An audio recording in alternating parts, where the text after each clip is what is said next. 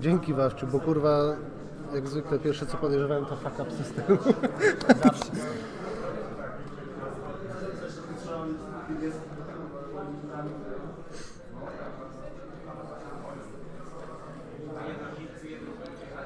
Okay guys, we're about to start a tournament, so I will just read out the pairings to the people and we can move on. Zaklepałeś wszystkich, jeszcze nie? Tak, są wszyscy. A dasz mi jeszcze raz próbować mnie ostatnio, czy się nie da? No ale potem cię Podmienisz, dobra, jak podmienisz to mi ryba.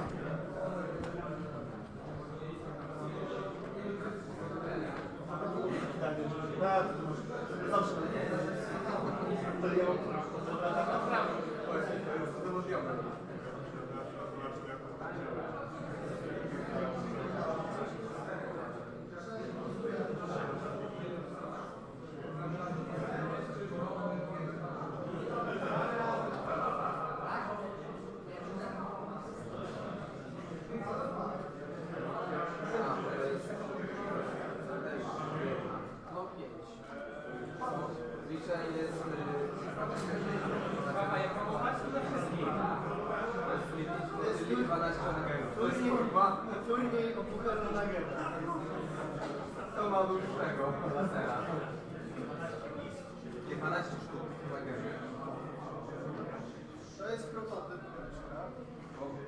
To jest zjebany smak. Ale to jakiś... Dobra, moi drodzy, słuchajcie, wszyscy są. Mamy już pariki. Więc życzę wam dzisiaj mamy wszystkiego najlepszego. No później powiem, najpierw zagrajcie. Są tak, pierwszy, drugi, trzeci, czwarty, piąty, szósty, siódmy, ósmy, dziewiąty, dziesiąty, jedenasty, dwunasty, trzynasty. Przejdziemy walkami potem po rozkładzie.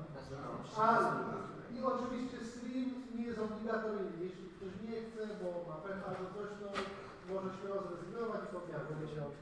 Ale pierwszy słów wylosowało nam tak. Michał, Jańczuk, Maciej, Wanicki. Chcecie? No to ja. Tak? I reszta już leci normalnie. Czyli tak. Stół numer 2, Kajetan Berczyński i Mateusz Biela. Stół numer 3, Konrad Olczyk-Jarek Kisikiewicz. Stół numer 4, Marcin Kutula z Federem. 5, czyli Kartenowo, w wejściu. Wawa z Czartem. 6, Paweł Pawlak, Przemysław Walczyński. 7, Szymon Morawski, Jakub Bednarek. 8, Krzysiek Bryk, Piotr Kałuża. 9, Marek Tarza, Grzegorz Ludwik. 10, Jacek Kłopotowski z Kółkiem. 11, Świetlik z Marem. 12, Maciej Wanicki z Ciszej jeszcze, tak? I Mateusz Kowalczyk, Bartłomiej Polski, numer 13. Cześć, Krzysiek, poznałeś się z tym Dominikiem. Pokażesz mi swoją rozpiskę? Tak, proszę, jest taka sama jak a, jeszcze jedna rzecz. Jak ktoś chce krzesło, parowało was? Ale ja wczoraj się po prostu patrzymy, jak wygracie. No była takie czasami, to jest najgorsze właśnie było, jak jeździsz na wyjazd. Ja mam jasno, nie mam na to jeszcze z tego. Tak chcesz? Wysłałem Ci na Messengerze moją rozpę, bo tam modyfikacje robię. Dobrze, dobrze, no to idealnie, na Messengera jest idealnie.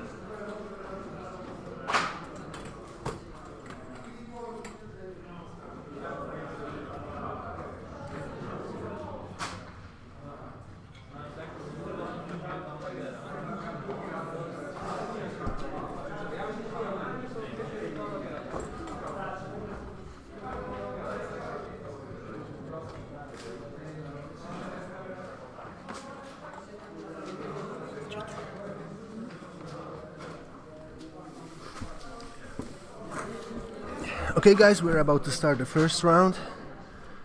Let me see, I will feel the lists literally in seconds.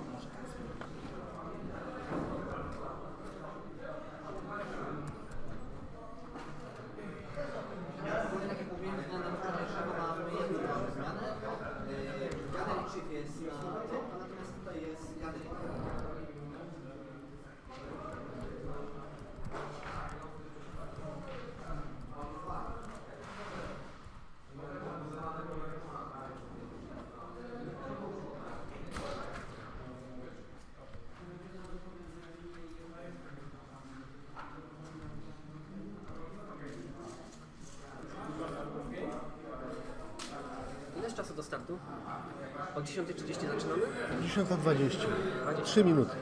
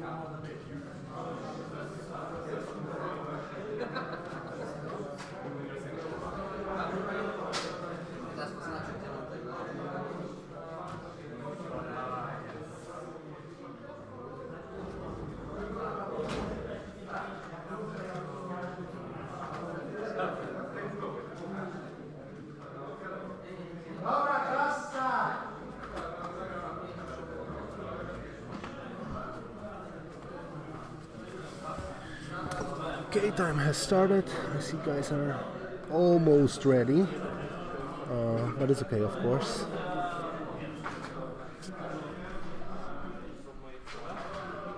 Okay, once they will decide, I will put the objective on the table. I will try to analyze those lists in the quickest possible way, and then we'll see what's gonna happen on the top table. It's the round first of the Kraków regional this year, so a lot of play ahead of us.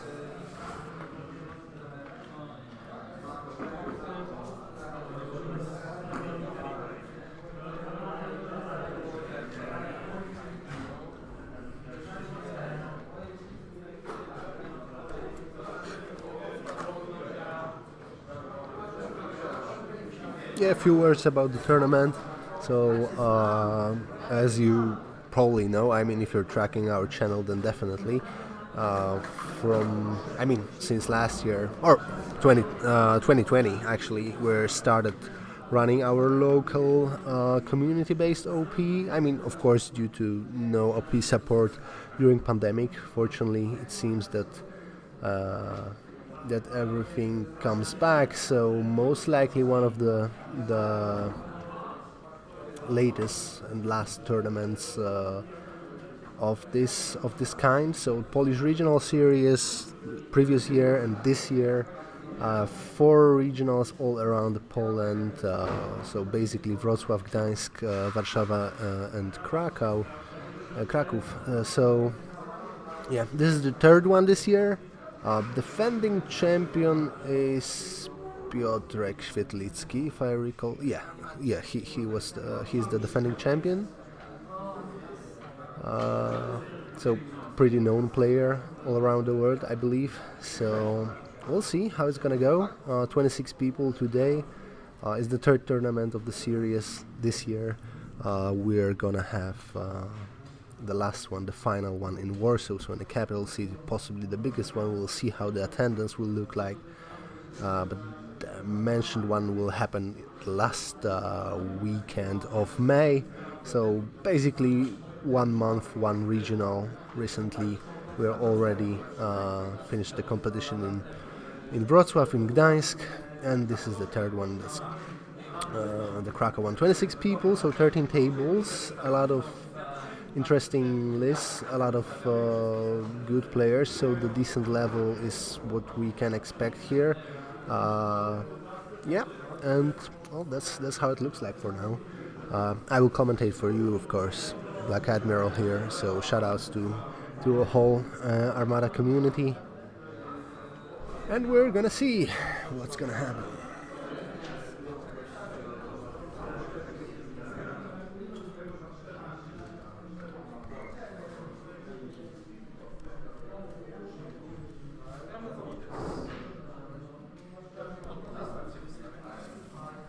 Okay, I'm gonna check what is the objective, who will be the first player.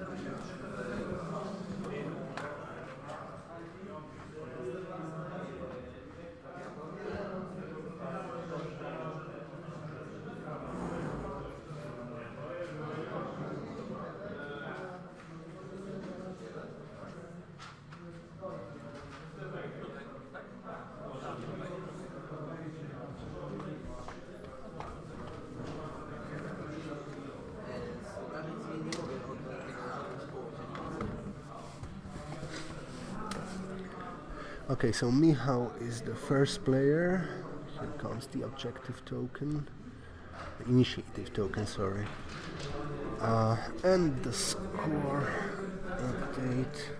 Yeah, so the objective is surprise attack.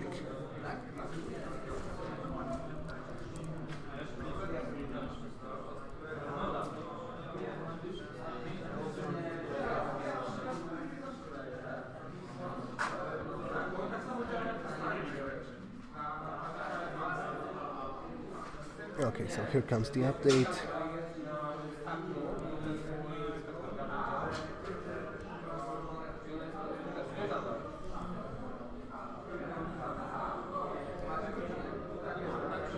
As usual, of course, just please let us know on chat if you can hear us well. If you have some questions, ask. I will try to answer. Not promising a lot of stuff to do today, as I'm also a marshal here and generally the TO. So whenever there will be a judge call, I will have to abandon the commentating space. But I will be back and I will try to answer those questions, if any. Okay, so let's see. Guys are about to set their pieces up.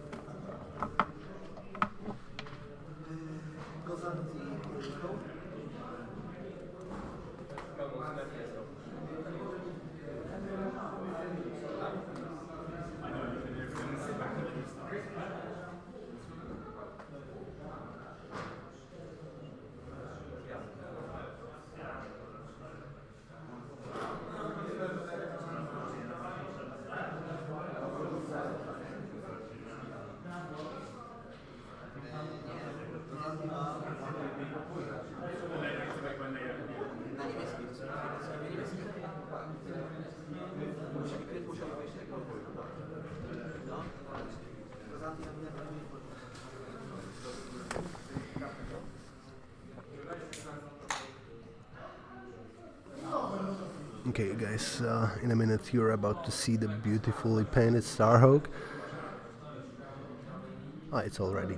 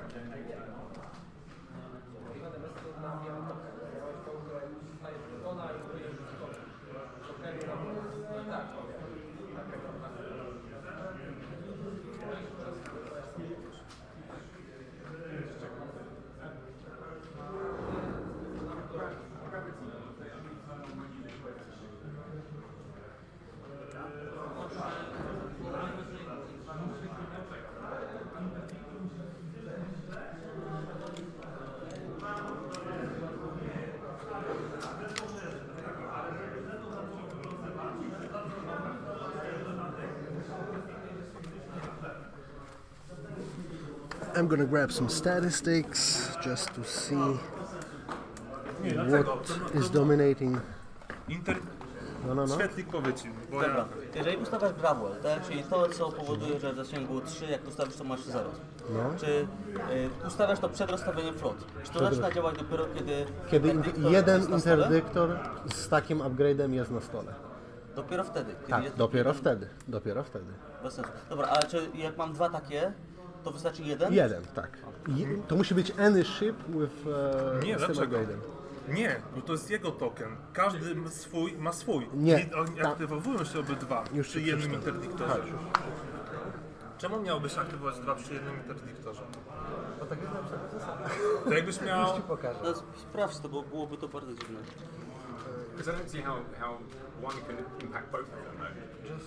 Just one moment. Gravel test, tak? No. Ships deployed at distance 1-3 of a gravel token cannot resolve the effect of this card if the token owner doesn't have this ship. If that token's owner does not have at least one ship with this card equipped in play. Okay. Czyli wystarczy, że jest... Jeden. So it's One is is in activating yeah.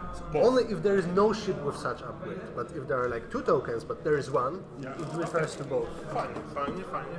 I mean, at least as they didn't change it somehow recently, but I don't think so.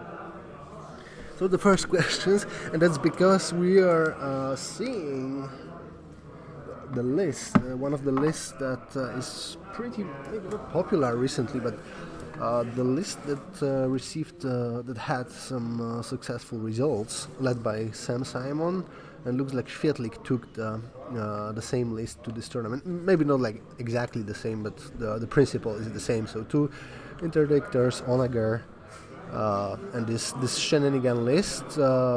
We'll see. It's interesting. It's not a popular thing in Europe, so it's good that someone is about to test it and see how good the list is. And definitely all those shenanigans there are super inconvenient for most of fleets in the game. We'll see. We'll see.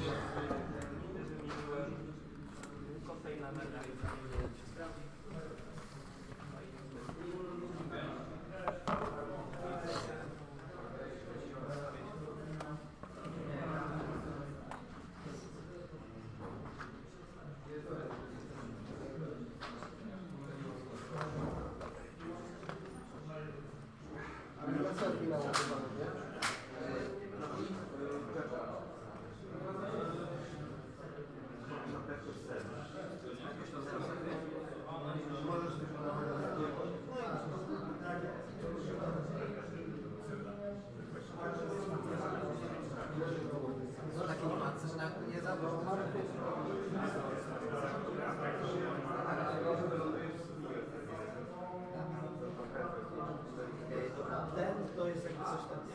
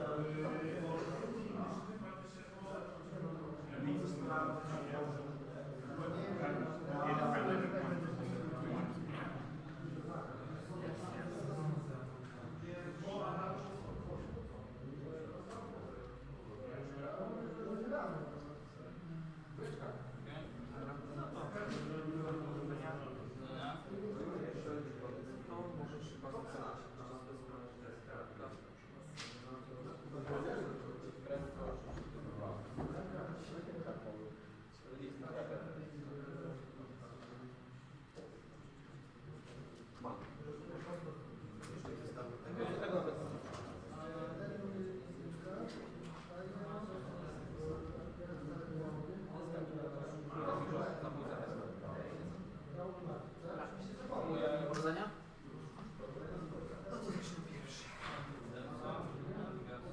Temat tego języka z prędkością 1. Jego zrobione przepraszam bardzo. Na nim mam nawigację.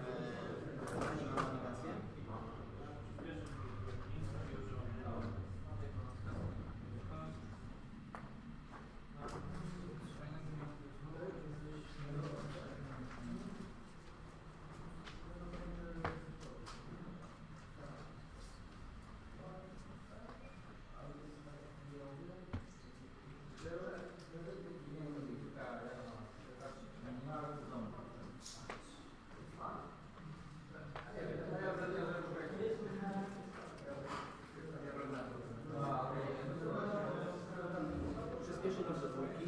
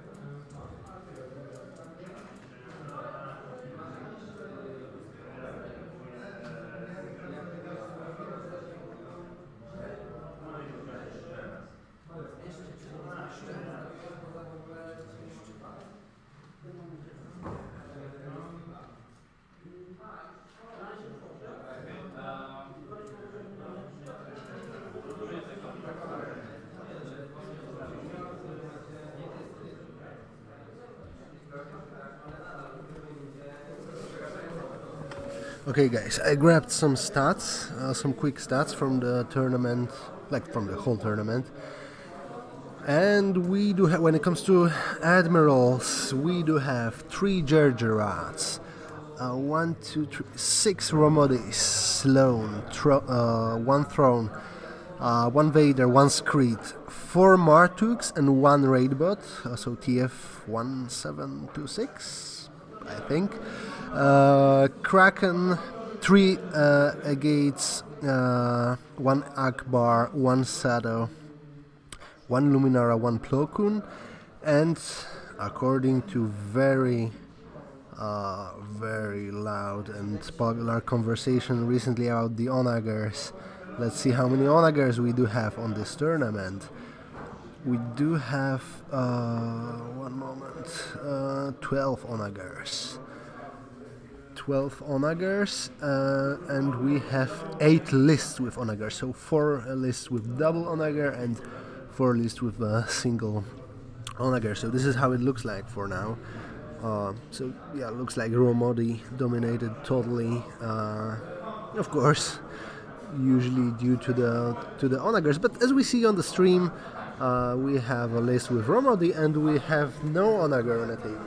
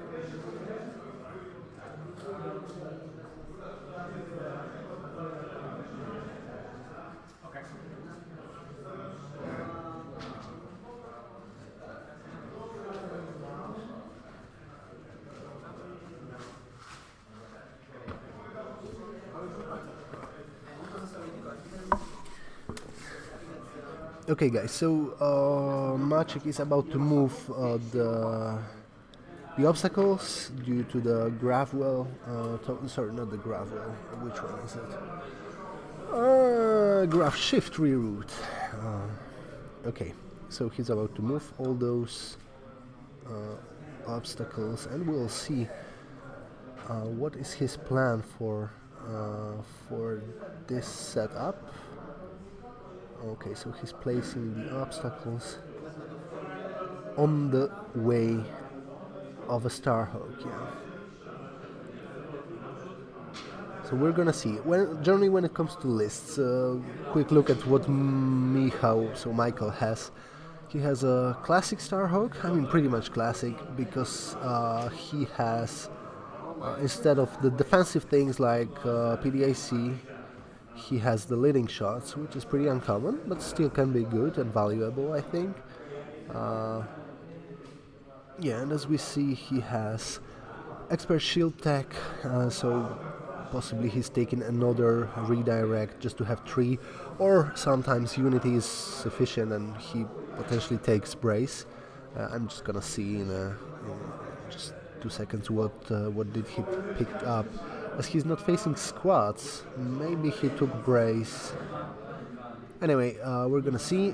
So he has gunnery team, leading shots, XA7's unity, 2 GR75s, Ahsoka, Comsnet, Reaper Cruise. So pretty usual set. Although I don't see that it seems that he doesn't have Leia. I don't think that changes. It changes a lot. Okay, CR90B is pretty much of a lifeboat, although as it usually is with a gate, as it always is with a gate, it's not a flagship. So yeah, projection experts to support the Starhawk. So more or less a bunker build, but with a decent squadron ball for 100 points. Shara, Tycho, Hera, Lando, and 1 Whitey. So he has 5 squads that will be attacking those architects. Just at first he has to deal somehow with Sienna and Valen. With Lando, that should not be like a super huge problem, I think. So we're gonna see how it's gonna go.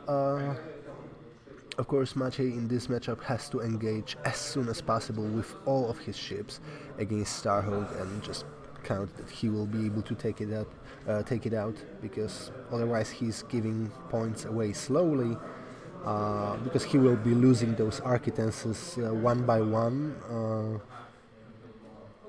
after the squads will get rid of this Valen and Sienna. Those are of course the points as well. We don't know yet, I think, what he triggered with the surprise attack. but I don't think it will be with that token support that Michał has with Ahsoka, etc. I don't think that it will be like any significant or too hard in this situation. So yeah, quick look at Maciek's list. So Interdictor, Roma, the title of Interdictor's title as well. Nida, decaps, HIE, graph shift route, targeting scrambler. So pretty typical Interdictor with all the attitudes.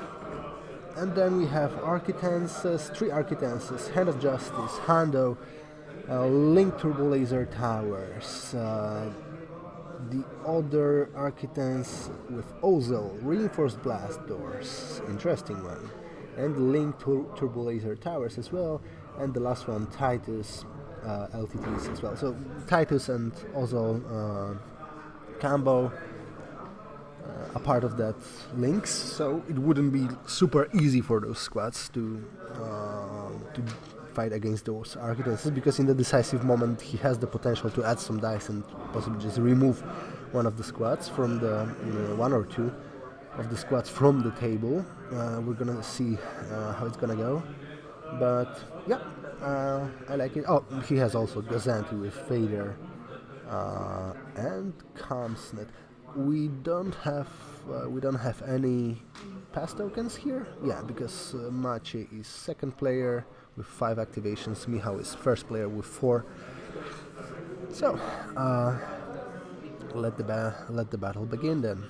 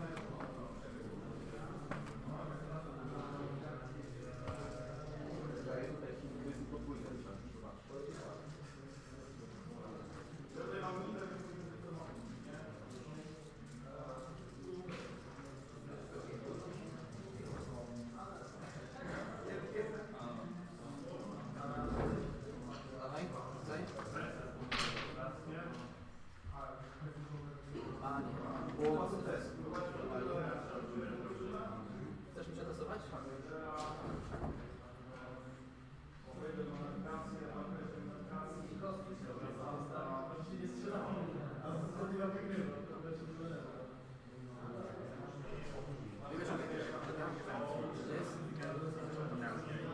Disengage fire control. When declaring the target of attack, you cannot choose the target against whom the attack will be obstructed.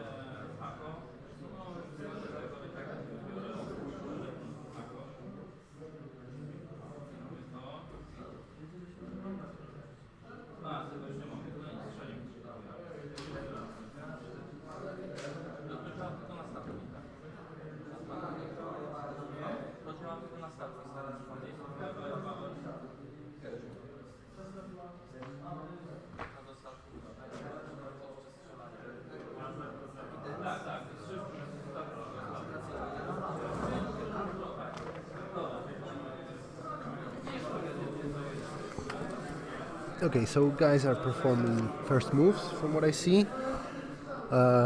We got one hero on the tournament. We got a guy with list. It's a Sato list, and he has 4 Peltas. Some Gazanti and Squadrons, so interesting to see how it's gonna perform. Definitely something that you're not seeing too often on the Armada tables nowadays, but this is what I generally like. So we're gonna see how it's gonna perform. Although he plays 2 Onagers, so it's tough tough situation for him. We'll see if he will manage to keep all those peltas in play before he, I mean, you know, as long as he will be able to kill at least one of those Honagers with the squats. So interesting matchup as well. I'm gonna take some picks. Of course, if you want to track what happens on a tournament scene in Poland, we recommend to track our channel, subscribe our channel, just follow us on Instagram, on Facebook, so Legion Krakow, of course, you can find us. And most of the tournaments are generally on TTT, so Tabletop TO.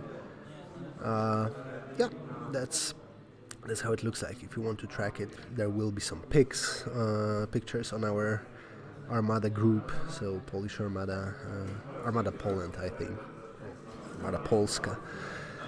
And that's where you generally can track it. I'm going to take some pictures in a minute. So let's see, is there anything on chat so far? Yes, we do have. Hate to be person to say. Oh, okay, I see the comment. Okay, because the guy is doing.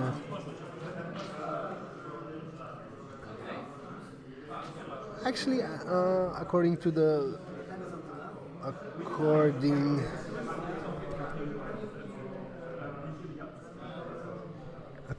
comments that we have, I seen the one of the measurements, and he was just doing it to precisely put something in the range one, which is actually, I believe, important.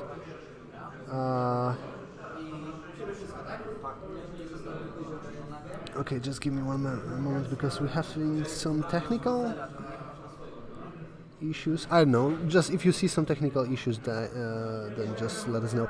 But what the guy is doing, I believe precisely measuring and placing something on the board is up to both players, and generally, of course, as long as it's not like huge abuse of using maneuver tool, etc. That's basically what you can do during the squadron movement, for example. So, as long as both guys are okay with that, I believe they had discussion about that, right? That they want to put it precisely. So, but I will just point it out to the guy, to the Maciej, as he plays.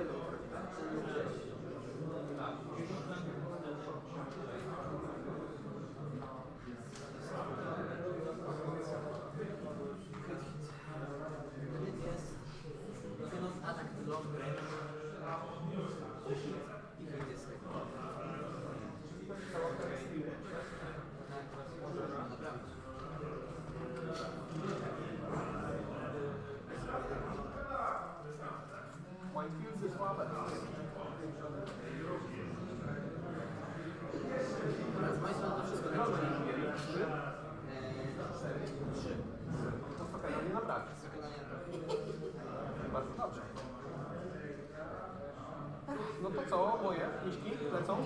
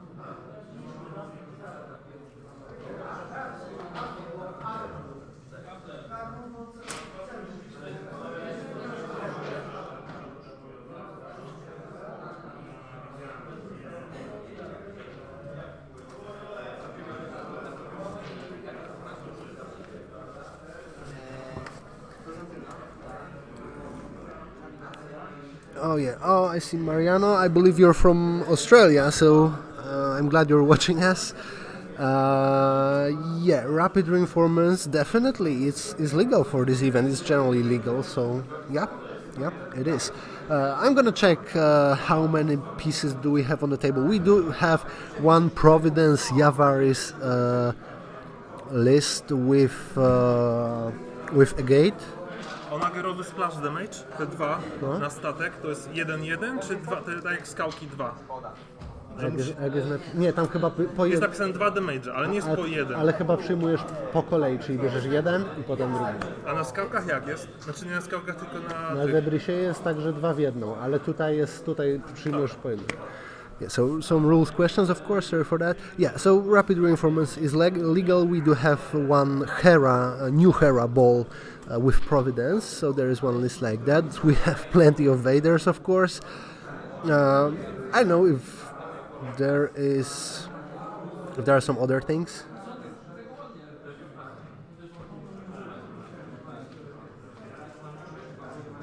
Saturday night viewing. Cool, nice to see that you guys watch. I didn't post it on the groups. I have to do that. Just give me 1 second. Yeah, but generally we do have the new pieces on the table as well. So yeah, nice to see that. And for the previous comment about measuring with 2 rulers, I just asked the player Maciej, and he and Michał they confirmed that it was like they both agreed for that. So they are fully aware of how it should be played.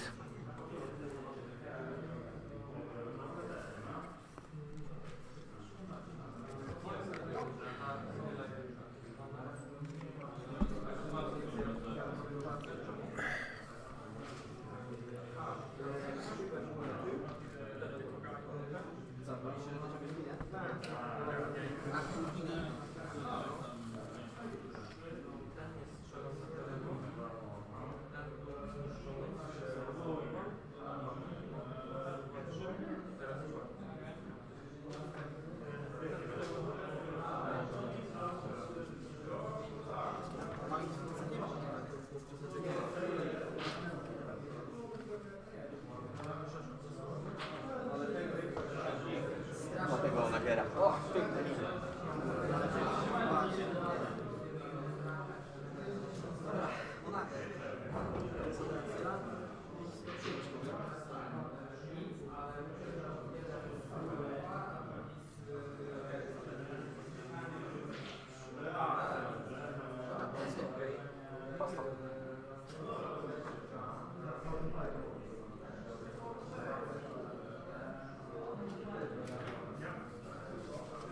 Mogę już 2 pastakanów od rządu?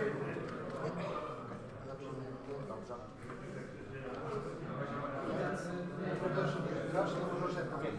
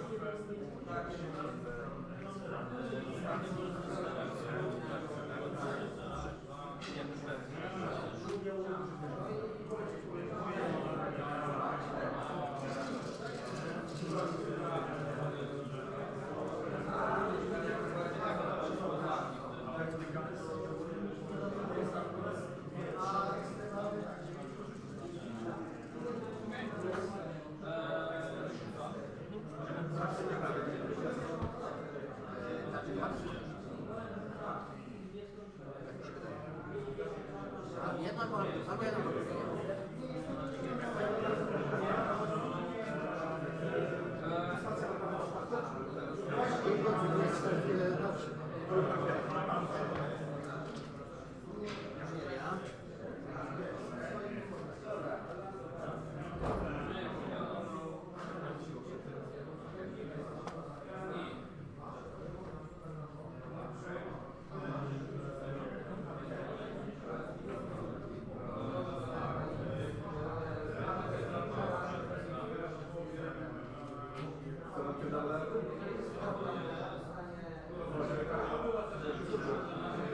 Tak, to jest tak.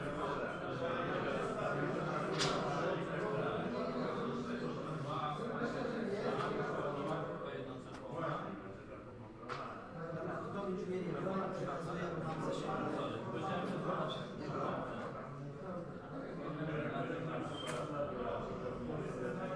Ile jest prędkości 2?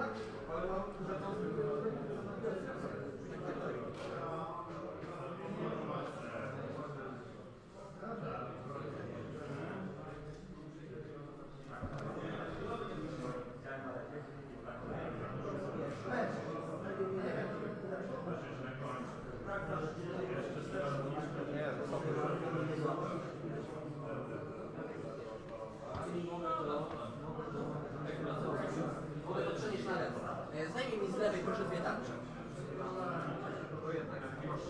Nie, z tamtej strony. Tak, z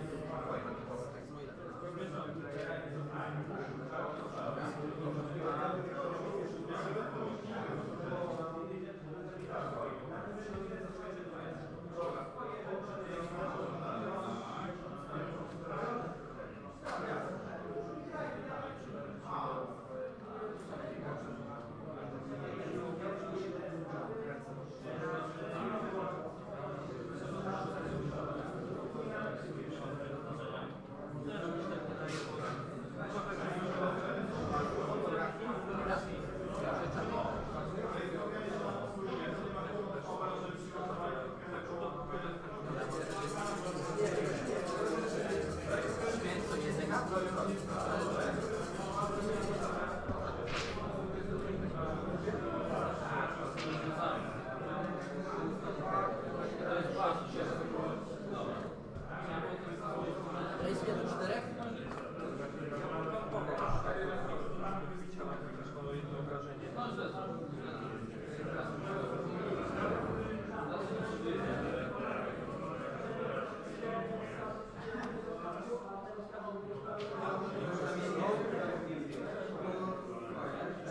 do 4, tam mam z lewej mam 1, tak? Lewą, tak. Dwie z przodu, dwie z prawej.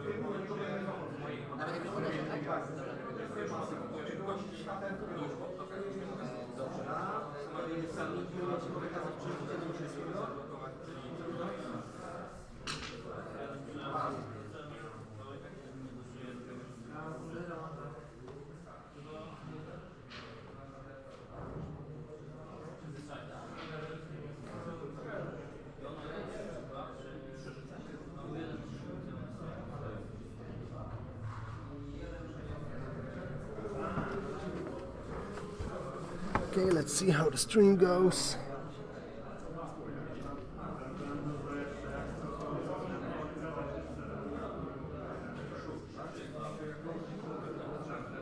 Oh, I see questions from Michał. Difficult for me to say. I was like taking some pictures and gathering stats for the recent 10 minutes, so I just missed some actions. I will just go and see how the game looks like, and from now on I think I will be able to focus a bit more on the stop table itself. So just give me a few more minutes and we will most likely see some action.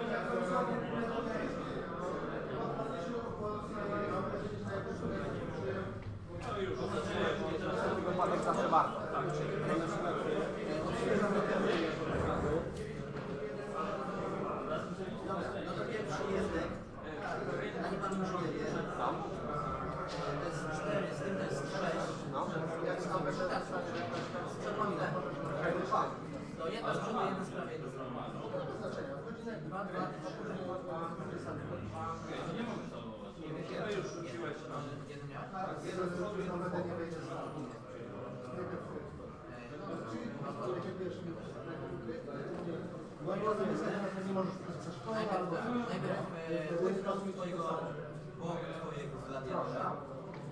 To jest raz, dwa, trzy, cztery, pięć. Raz, trzy, cztery, pięć. Szósta z Spinal Armada. Wezmę sobie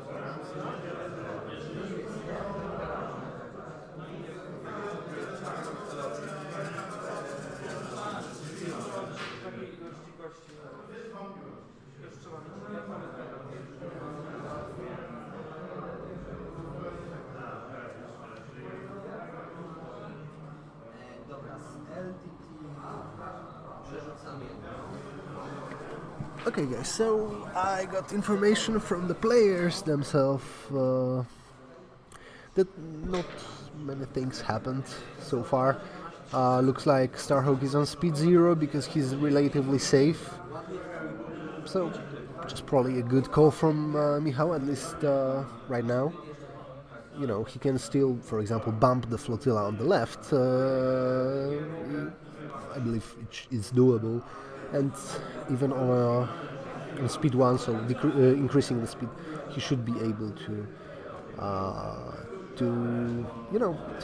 stay where he is right now, because he doesn't necessarily wants to move. But if he'll be able to, you know, stay away from those crits, those rocks that are on his way, then it's probably the best option that he can do. Because yeah, he's pretty much covered from the back, so definitely a good call. And yeah, those Architenses doesn't have the possibility to surround him, at least at this stage. So we're gonna see how it looks like. What we missed is there was one bump. I'm not quite sure what bumped into what, but there was one on the side of Architenses, and the one, the Architens, the one that is surrounded with the squadrons, with the ongoing squadron fight, he is damaged, but not significantly, I think. So it's about, at this stage, I believe it's about who will win the squadron game, and it should be Michał, due to the advantage. And what will happen next?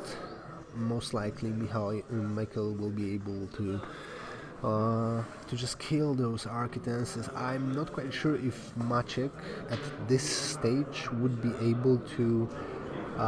It's turn 2, I think. So I don't think he will be able to take down the Starhawk because he didn't engage it early.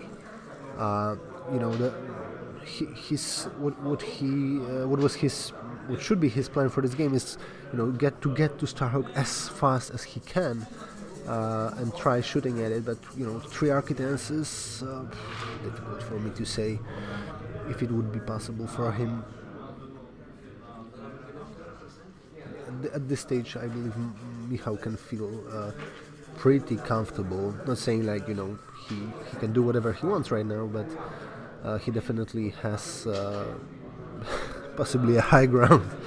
So yeah, we're gonna see how it's gonna finish. Oh yeah, and we see the Starhawk increasing the speed, and he will most likely bump Flotilla on. What is his goal? The question is if he wants to do that. I definitely would. At this stage, I definitely would. Okay, so he wasn't able to bump Flotilla, because I was thinking that this is the only maneuver that he can do to bump it. We see a lot of space between the rear of Starhawk. But still, you know, having those flotillas more or less blocking the way for the Architenses,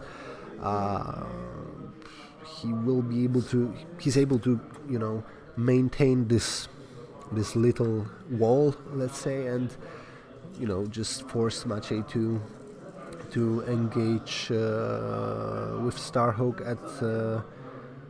at Michał's, you know, on his rules, let's say. So we'll see, and definitely on the range that is convenient for for Michał. So depends on what are the commands on those architenses. I believe he should have to maintain the long range, because architenses are pretty much the same at long range and at the close range, so they definitely don't want to get into the blue range of Starhawk due to those leading shots and the other stuff. So yeah, we'll see. Possibly Maciej during the game will re-evaluate his, will change his targets once he will see if the damage generally goes into the Starhawk, or if it's, if it gets hits, if it's getting hit too slowly to be able to just kill it. So at this stage, difficult to say, but I don't think Starhawk took like any significant damage. Now we see, but actually, Michał might want that bump. I don't think I'm pretty sure that he cannot avoid it at this stage, but even if so, it's a good, I would say that this is a good thing for him, actually, because for now he doesn't need to escape from those architenses. So yeah, possibly speeding up to 3 in the next turn would solve the issue.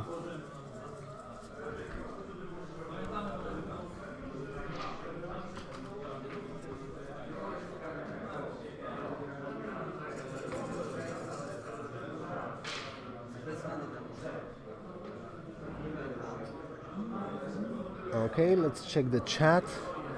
I see some new comments, but looks like the internal comments of the Australian community. But we're so happy that you're watching us, guys. It's pretty much like us in Europe watching the the live US streams, so till the late night. But I believe it's worth to watch. We'll see the next rounds, how it's gonna go. There is only 3-rounder. I mean, 26 people, so 3-rounder makes it pretty much interesting tournament, because everything can happen. Anything can happen. There will be a lot of players with record 3-0. So yeah, the details might be decisive. The details, the small points. So interesting. A lot of decent players as well here. As if you track the international tournaments, then generally you most likely know the names like Świetlik, so Firefly, Piotr Świetlicki. So you most likely know him. You probably know Przemo Paluszyński or Jakub Harmo, so Kubek, popular Kubek. Generally the players from the top 10 on continentals, Europeans. So the level on this tournament is super high. We got Chart, which is also a player from the top 10 of Europeans. We got Bartek Kostuch, who is pretty much top 4 player in Poland as well. So those top players here, and we're happy to watch them.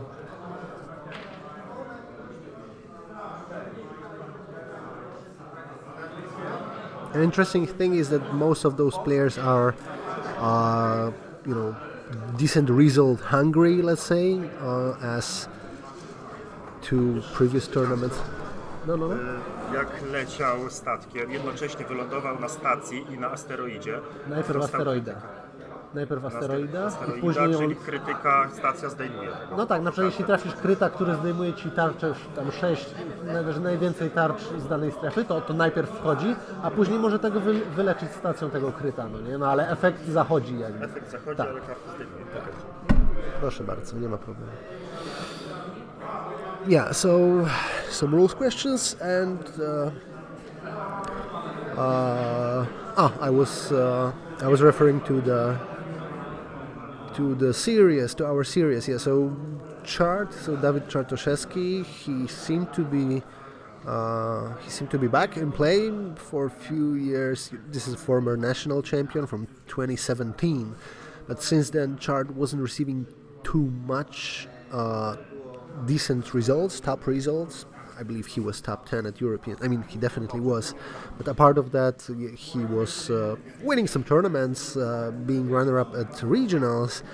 But for some time he was generally struggling with the results. But now Chart seems to be back with the decent approach, and he's practicing a lot recently, I think, and he's definitely back in the game. One of the favorites to win the tournament nowadays, in generally each of those tournaments. So good to see Chart back. He won in Wrocław, so the first regional of the series. And he was third in Gdańsk. So and he was also close to win the tournament. You can watch the both tournaments on our channel. There is still record from it, so I definitely encourage you to track it. When it comes to the other player, and Chart plays Akbar, so the same list that he was, possibly some minor changes, but the same list that he was playing on the previous tournaments. And he seems to maintain this approach. Looks like that's his preferable list. When it comes to the other players, favorites of this tournament, then, as I said at the beginning, Świetlik is definitely one of them. He's defending champion. He's, one of the top players in Europe, possibly like top 4, definitely. One of the best players in the world as well. As he's current European runner-up and former European champion, so I don't think that he needs introduction. Most of you guys most likely recognize him. So he plays this Vassal World Cup winning list, so 2 interdictors and Onager, so he's definitely a favorite to this tournament as well, with a good list, decent player with a decent list. Recently, not many meaningful results on the recent tournaments, but he was testing some lists, so that was probably the case. But now we'll see. He's definitely one of the biggest favorites nowadays as well. Okay, let me check. I just need to adjust camera a bit because we had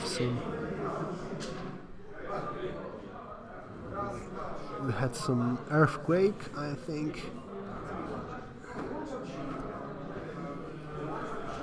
Quoting the classic, looks like the table is not entirely stable. Now it should be adjusted. I think the dice tray looks good right now. Anyway, coming back to the point. So speaking about players, about the other players, just one moment because there's still some. Okay, now it should be good, I think. So we got Kuba, Jakub Harmo. So Kubek, pretty popular player as well, one of the best ones. Former Polish national champion from 2019, I think. He's one of the favorites as well with his Gergerod list. He usually plays the Gergerod LMSU. He plays it as well today, but I don't know which version because he had few various options, so definitely one of the favorites here as well. A part of them we got Przemo Paluszyński, so former European runner-up, the top 4 player at Europeans in 2019 as well, so one of the best players. He plays this Providence Javaris Hera X-Wing Ball list on a gate, and possibly he will be one of the favorites as well. And of course Bartek Kostuch, so one of the regional champions from the previous season and the frequent top cut player in Poland, runner-up in Wrocław at the beginning of this series, and he plays Sloan, so-called new duel, so Sloan 2.5, which consists of Gozanti, ISD2 Quasar, and the swarm of interceptors, Hull Runner, Mauler. So pretty much classic squadron ball with, I believe, like 10 squadrons and 3 hangar decks to respawn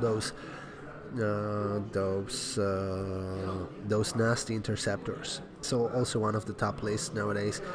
Super difficult to predict how it's going to happen. A lot of things depends on pairings As I said, 26 people, 26 players, and that's just a 3-rounder, so a lot of things depend on it, but of course we're gonna see. Yeah, looks like they are checking the range. Coming back to the top table, of course, we see that Architects are pointing out to the left side of the Starhawk, which is what they definitely should do at this stage. We'll see how Starhawk will deal with this incoming damage, consistently incoming damage in the next rounds, where all of the Architects will have the shot on it. So it's interesting. Although if Michał has the nav as his command, I believe he would be able to turn left and avoid those racks, and possibly avoid that Architects that is, you know, from camera perspective, that is on the top of the table, so in the closest one to the middle. Maybe the other one as well. Definitely would be difficult to navigate when it comes to Maciej. But let's not forget that Maciej has Armada, and there is a debris field close to those Architects, and possibly that will be an important factor during the attacks that he will perform. A lot depends how he will roll, but at this stage, difficult to say. I'm gonna just give them a quick reminder to put the dice on the dice tray if possible.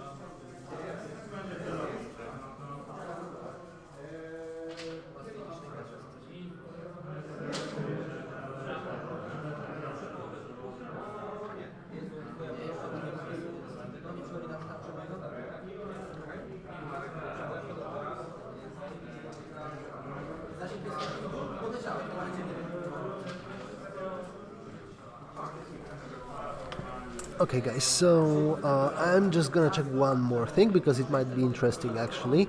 So, amount of the new pieces from the rapid reinforcements. Let me check it for you guys.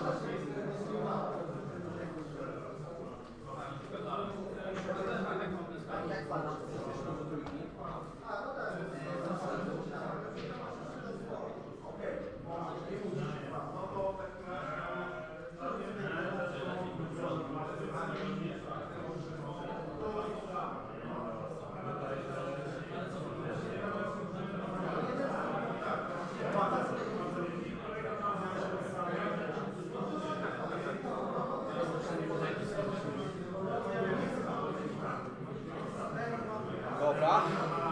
Teraz ja, tak?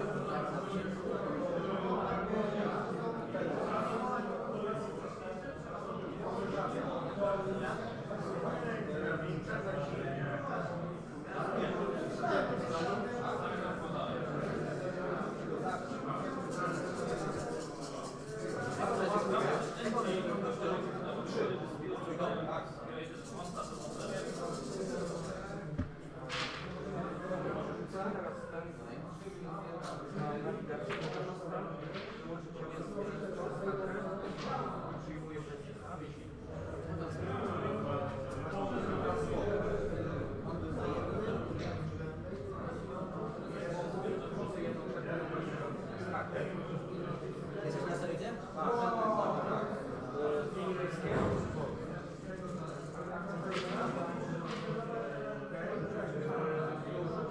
Przód czy piwo? Nie, przód.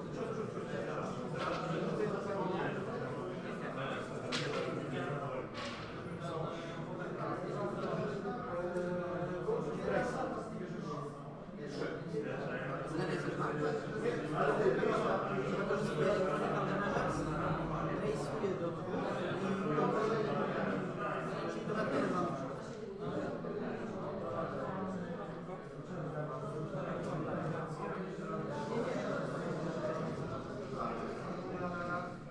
Lecisz.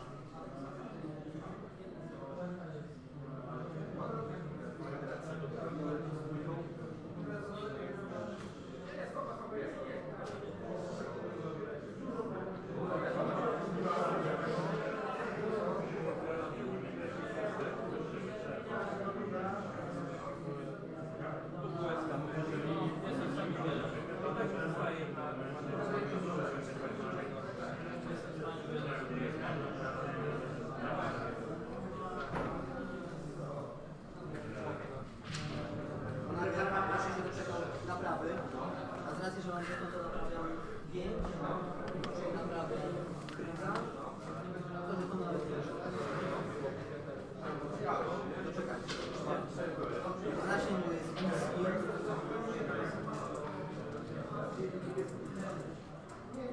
Cztery czerwone. 3 czarne. Z przerzutkiem jednym, 2 czarne i na wejście. Obstraktyw jest ode mnie. Jak abstraktyw? Tak, ale to zmniejszy poziom. Banka, bo jest śmierci. No, 3. O to mi chodziło.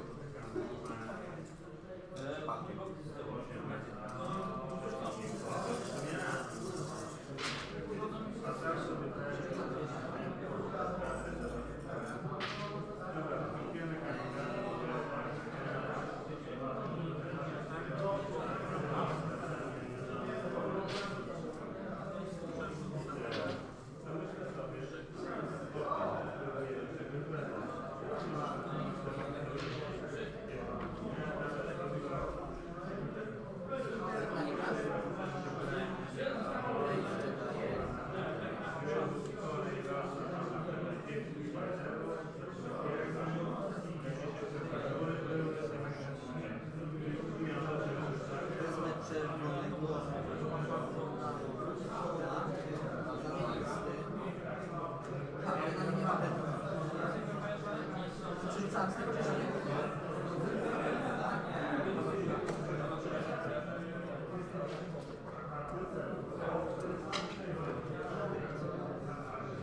Czyli brakuje Ci zdrowego dyrekta i kontajna. Masz raz, 2, 3, 4, 5, 6.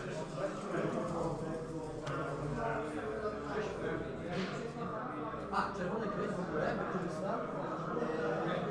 Ignition head, each other shipment distance 1 for the defender suffers some damage and each squadron in distance 1 suffers 1 damage. Czy mój numer wie? Tak, proszę. Nie, distance 1, nie koniec.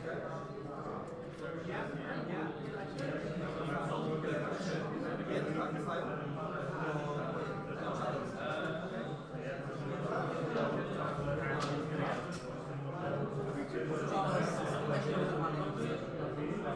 Raz, 2, 3, 4, 5, 6.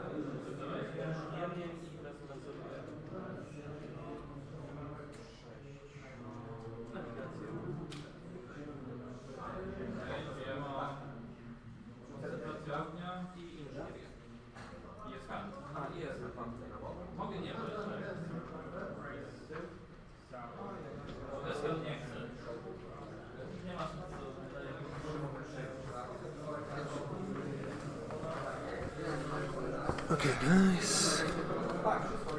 Jest 400. Który stół to był, pamiętasz? Jakiś tam niżej, nie? 9. 400 na niego. A ja zdobyłem 289. A, to był najgorzej. Ale 4,7. 4 punkty. 200 ile? 289. Czy jestem w stanie jeszcze co robić wygrać? No, raczej nie, z 4 punktami. Cały turniej? Nie. No, muszę zrobić Pewnie, dwie że dychy. tak. Muszę zrobić dwie No dychy. tak. Ale będziesz robił teraz słynny manewr. Zwany efektem zważenia. Także jest szansa. No. Dobra, fajne nagrody są. A, w sumie to nie ma, bo nie przyszły. Ty byłeś w Gdańsku? Nie było. Okej. To niestety nie mam nic dla Ciebie dziś. Ale i tak. Ale szanse są zawsze, tak trzeba walczyć. Pewnie, że tak.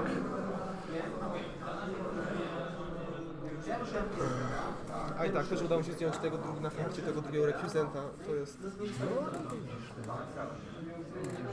I Vader jest podupcony.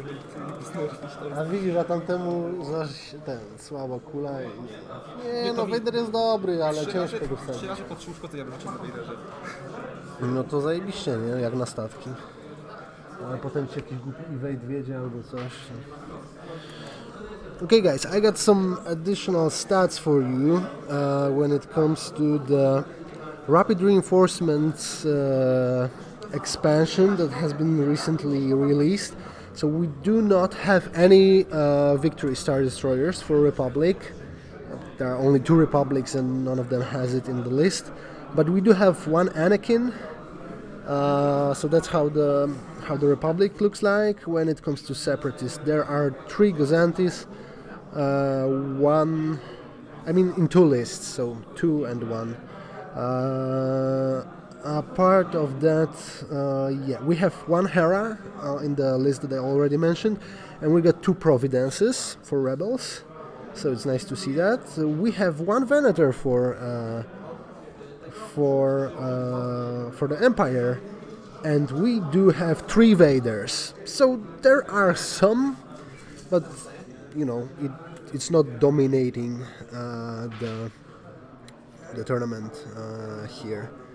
I mean, the new expansion is not dominating the tournament here, while Onagers do. Okay, so coming back to the top table, what we can see here is Architects are closing in. The one that is on the furthest to the left side is definitely in the range of Starhawk, in the medium range. Don't think it's a close one, but medium, but it is medium. So yeah, so this Architects might be in trouble. We'll see how it's gonna go. I see that all the squads are still on the table. Okay, but so what Michał did is he split the squads. He engaged the Sienna and Valen with his A-wings and Hera, from what I see, and he left his Lando and, if I see properly, the Whitey to attack the ships. So interesting. I mean, actually, what I would do is I would, if doing it that way. I mean, first of all, I believe the best option is just to clean the squadrons first, especially that those Tycho and Shara might have problems against Sienna. I mean, you know, it's not fast enough to kill them, and potentially he just may lose those squads. So yeah, difficult to see if it works well, but just a moment, because there is an important move in here.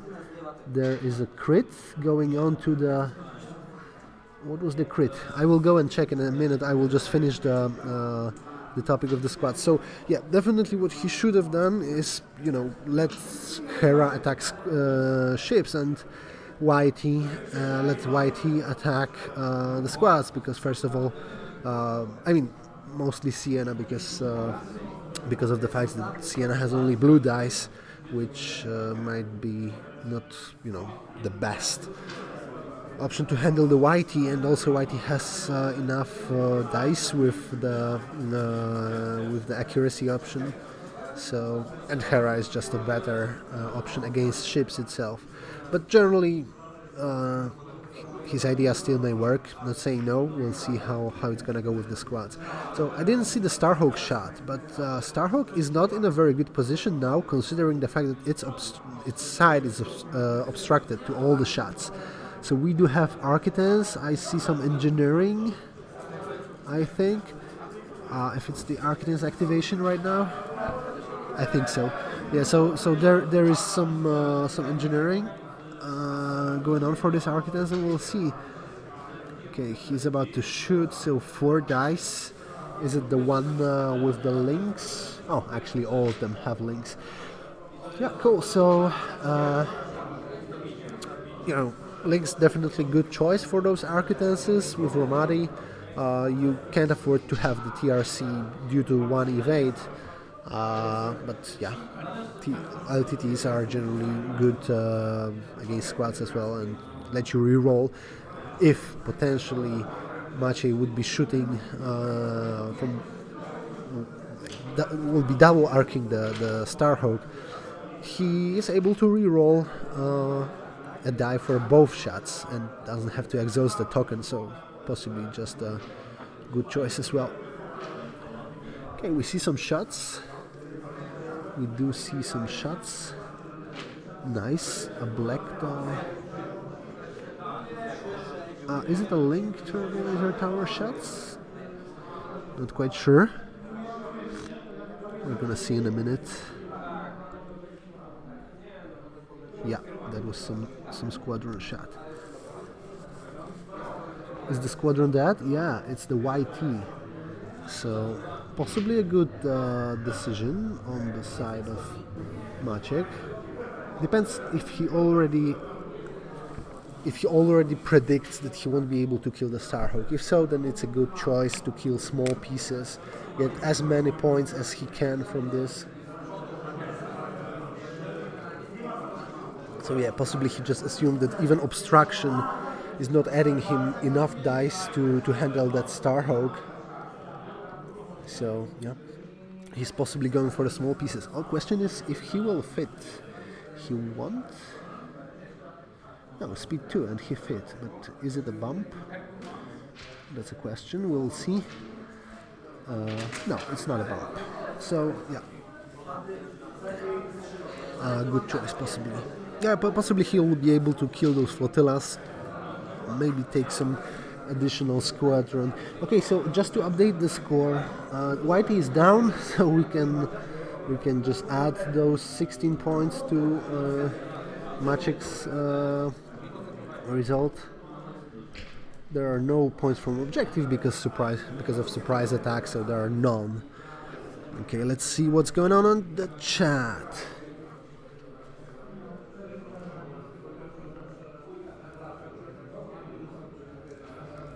Oh, we got a comment from Gary. So, still current national champion of Germany from 2019.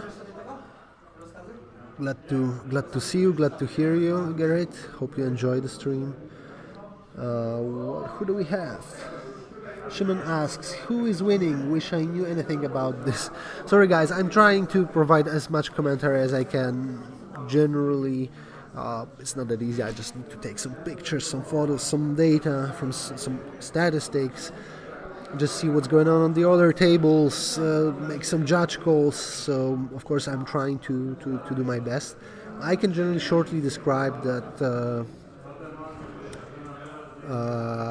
that Maciej is winning, but he's actually at this stage I think he's in a worse position than Michał is, because he won't be able to focus on Starhawk and he will just most likely not be able to kill it. We do have third or fourth round. I'm just gonna see in a second. But yeah, I believe the result will change shortly, because Michał most likely will kill one or two of those architects, and possibly the squads of Maciej. So we're gonna see. Is it another bump of this flotilla? I think so.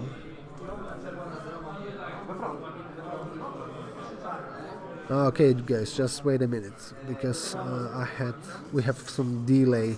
So yes, Flotilla fit in from what I see. Okay, so it's sorted.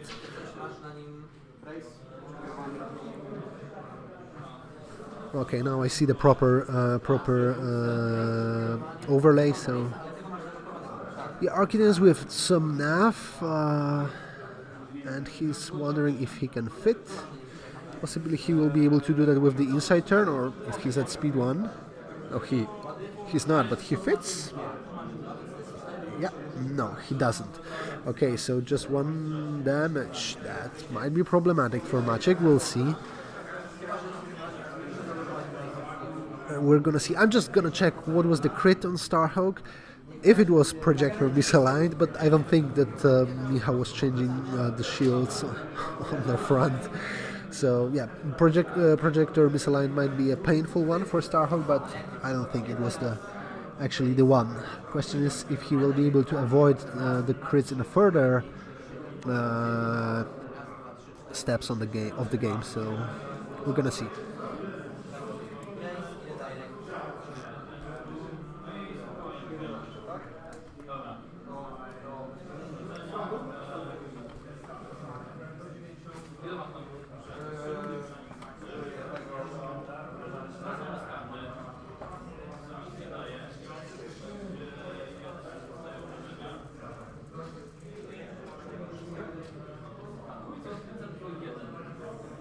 Wykorzystam token, żeby przyspieszyć do jedynki. No schodzi już, nie? Tak. Wykorzystuję token, żeby przyspieszyć do jedynki. Przecież to kończy. Teraz?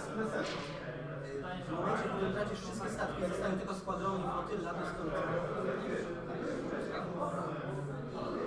Także masz jedną kulę, żeby zacząć.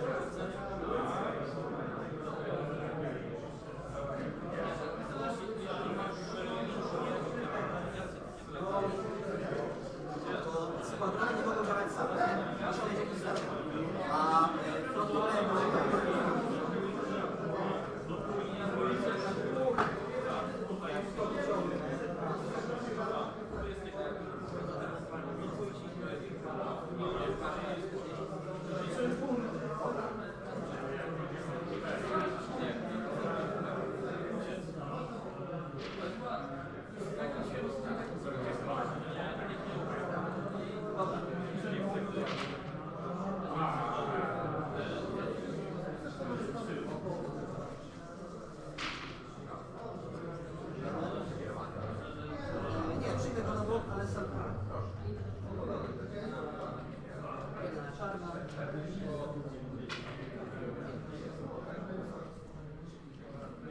dziękuję bardzo.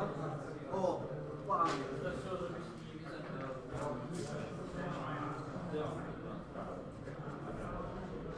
Ja ci mówię, ile ja mam. Natomiast nie wiem, czy wiesz, co nie jest tego. Czy to nie jest tego?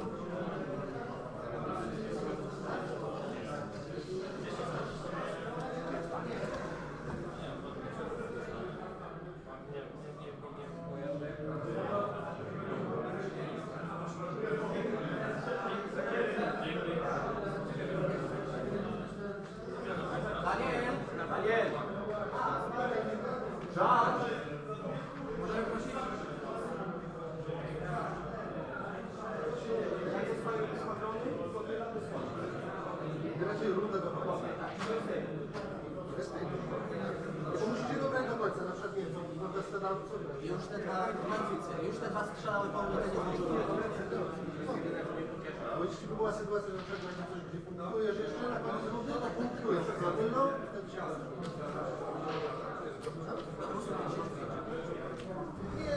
wtedy się nie, no, Tak. a to czekaj, to wpiszemy tylko Windows. Też mają...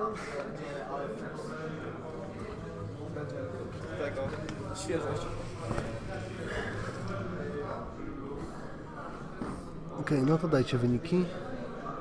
Bartek? Dla mnie 248 i do 94. 248 win. Los i ile Mateusz? 94. 94, tak? Okay. Ile to będzie? 8-3, nie? A jaki graliście scenariusz? Twoje?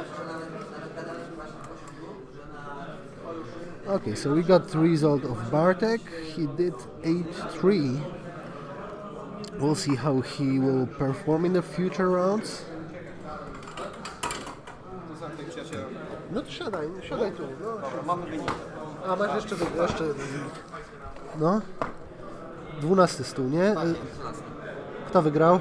Ja, czyli kart jest Okej. table. Okej. Win, czyli 400, bo nie ma punktów, bo to minefields, nie? I ile punktów? 255. 255. 240. Jeszcze raz? 240. 204, ale czekaj, jeszcze raz. Rozumiem, że ja tracę wszystko, tak?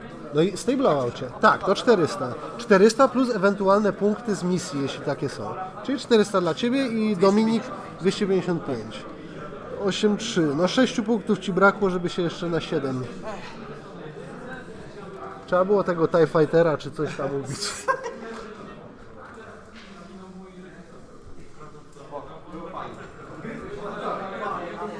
Okay, guys. Jak chcesz, to chodź, siadaj. No. Dobrze, pobawię się. A jak mam być blisko tego? Jak mam być blisko tego, żeby nie słychać? Jest okej, nie? Okay, so hello guys, my name is Grzesiek and I will be commenting the match for a little bit. So yeah, like as I can see, the situations are a little bit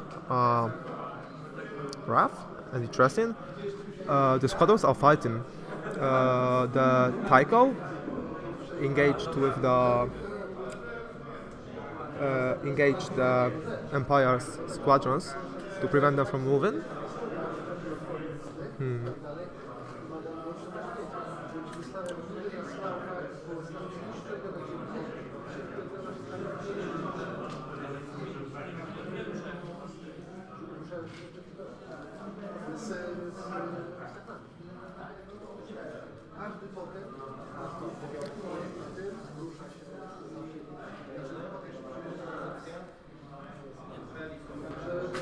Okay, so the counter is coming,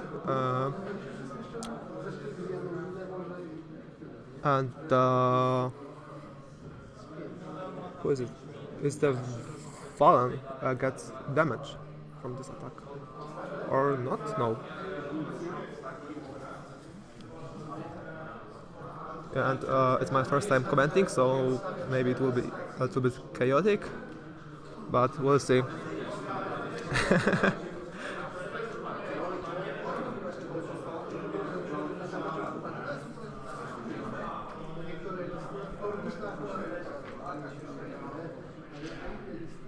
So how hard are squadrons? So I'll go and take a look and tell.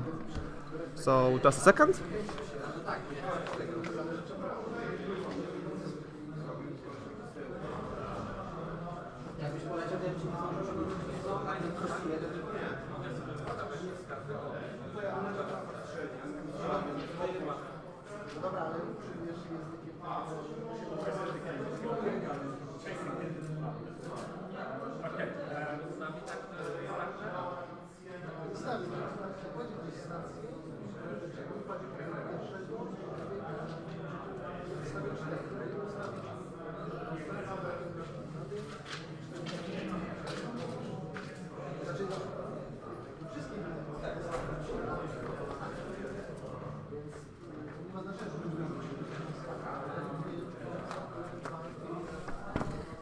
Okay, so I'm back and I have some informations. So speaking of squadron's health, so we got her at max health. The Shara is at 2 HP. The Tycho is also at 2 HP. And now as I can see, the Trifortress squadron is down. And the Sienna is at 1 HP.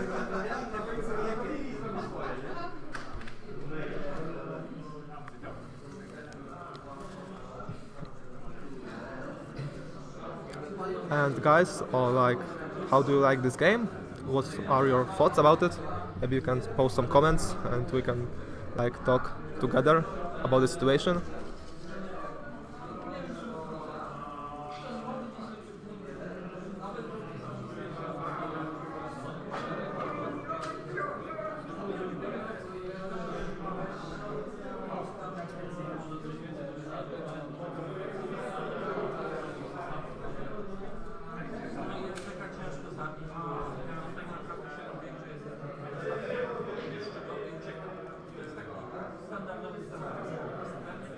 Yeah.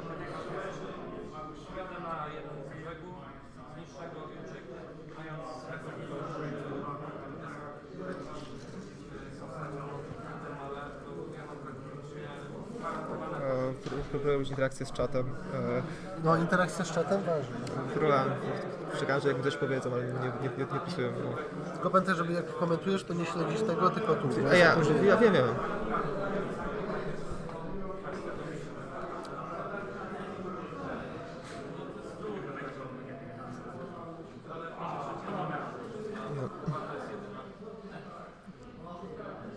Okay, so there was some measurements.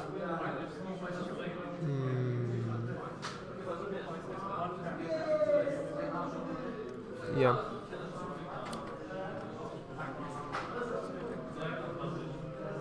Yeah. Yeah.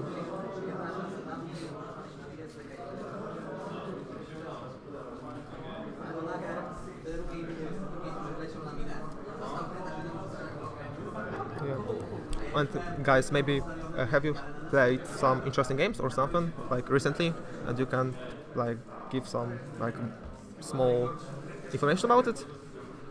So how often do you play Armada or something?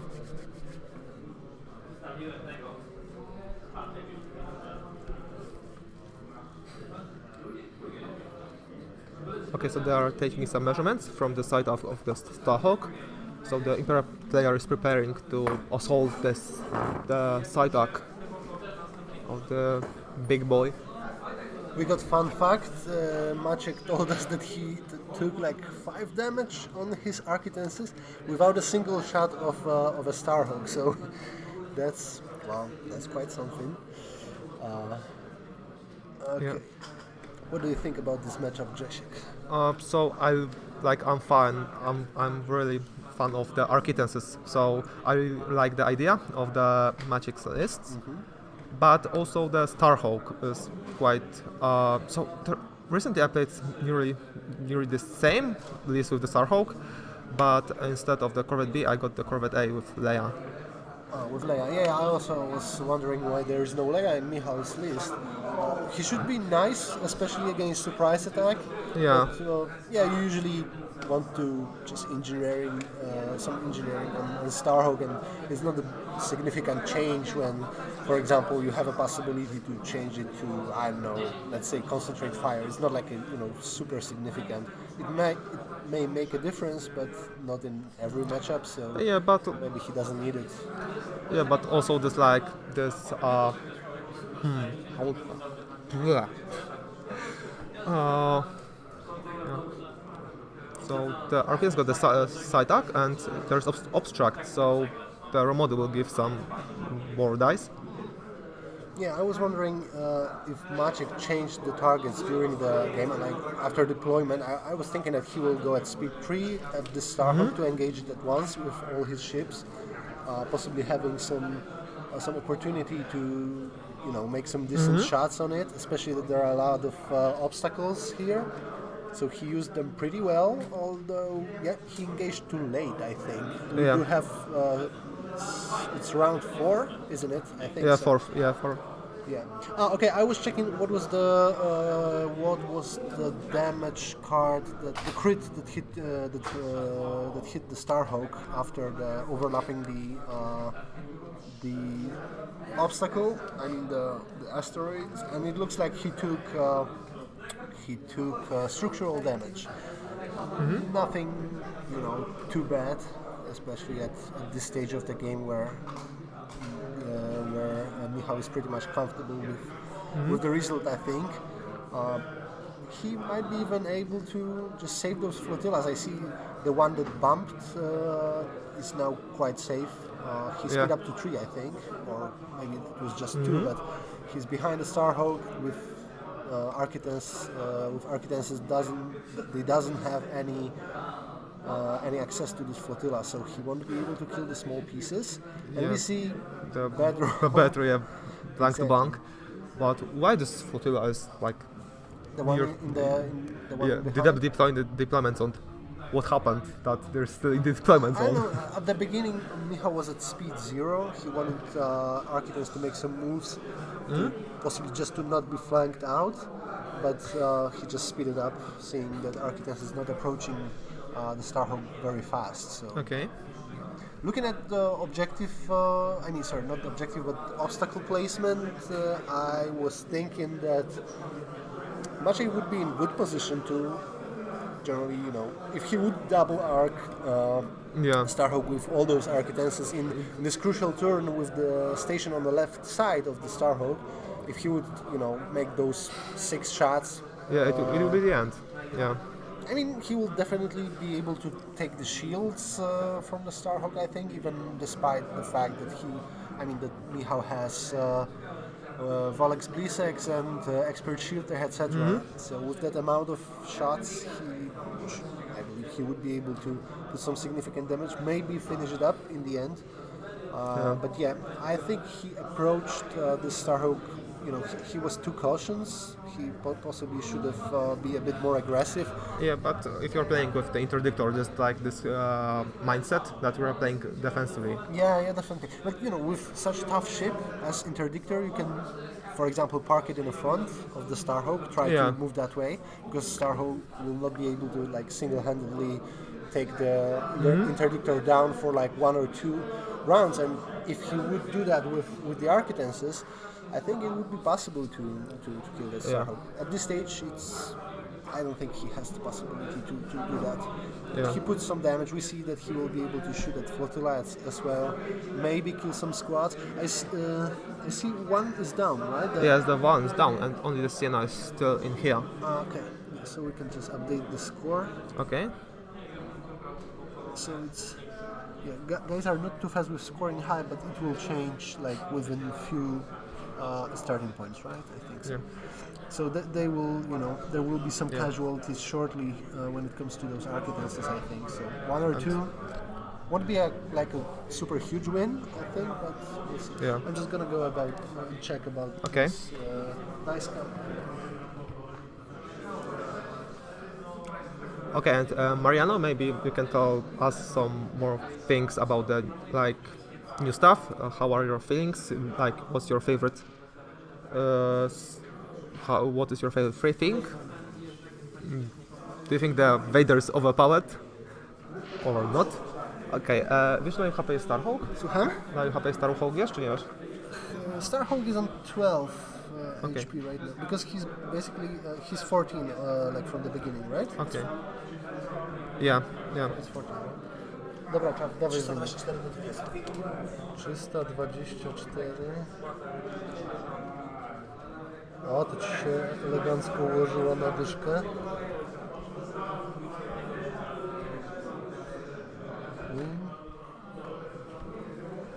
324.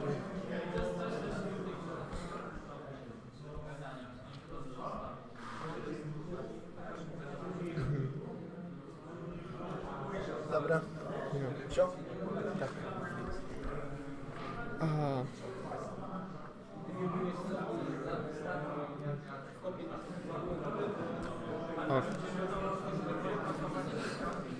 Just need to adjust. Okay. Okay.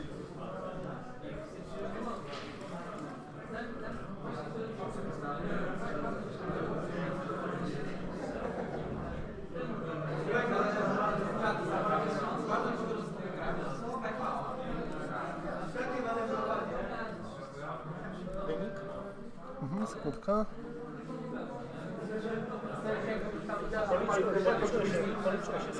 Tak. Ona była za 16.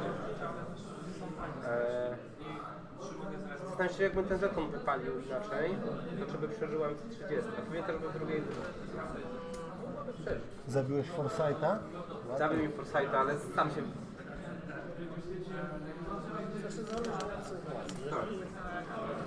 Nie, stwierdziłbym, że nie mam szans go zabić. To bym nie zwiększył prędkość, żeby wyjść poza ściski. Pierwszą rzeczą, którą bym zrobił, to uciekał Raider. No tak. Wynik pan... Kto wygrał na początek? Czyli los i Kuba w win. Ile punktów, Kuba? 152. Dla Ciebie, tak? 170. 170 dla Ciebie do 112. 112 to 58 mowa. Tak, to brakło 2 punkcików. 112, tak?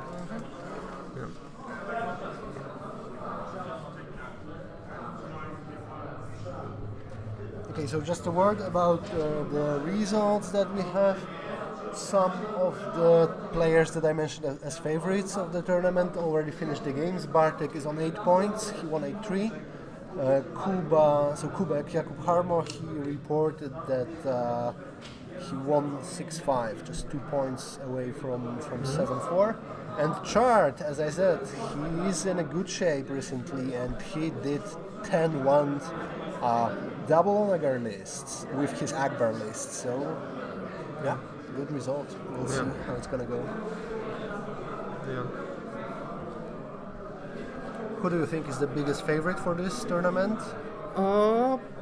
Like I think we'll see from the second round, but like all of our players are really good.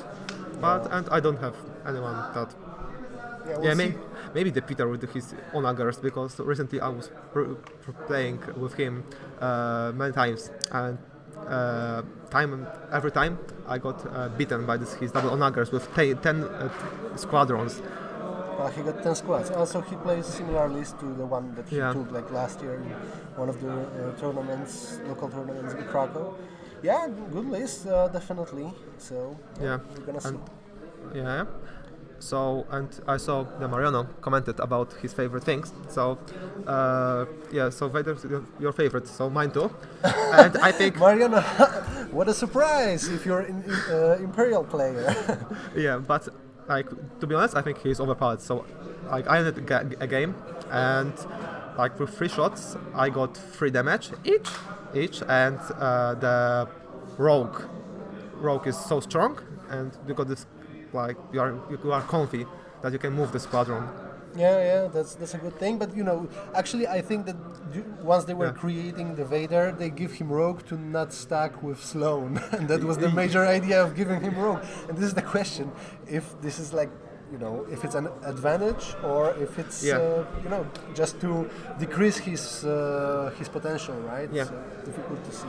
Yeah, and like speaking of new squadrons. As we can see, the Vader got the Adept keyword. Do you think that they will rework old cards like Luke Skywalker or old Vader to give them Adept or not? Yeah. I think that was one of the ideas that Vader in TIE Advanced wasn't like. I'd never seen him on a table to be honest. Maybe in some casual game, but not in a tournament one. So that was definitely the idea. So maybe Luke will receive it. Yeah, okay. But do you think as the rework of the X-Wing, or they will give him a whole new card? Or Luke? Yeah. Well, I have hopes that something else will be released, because I expect Rapid Reinforcements 2 to be released. I don't know if it will be like within 1 year, but at some point in the future, I think it will be. We can expect that it will be released. So, question is, of course, what the Rebels may receive, and it might be Luke because he's not very popular. Okay. And Adept just fits him. But actually, I think that. One of the assumptions for once creating Hera was to give a Luke possibility to have the Adept, right? Yeah. And maybe that was the case, but they wanted to somehow provide the good squadron, which is not necessarily Luke, but. Mariano, one important question: how many victories did you had in the list? Did you have? Yeah. Mariano refers to the victories. Yeah, Vic's pretty good, but skończyliście? Dobra.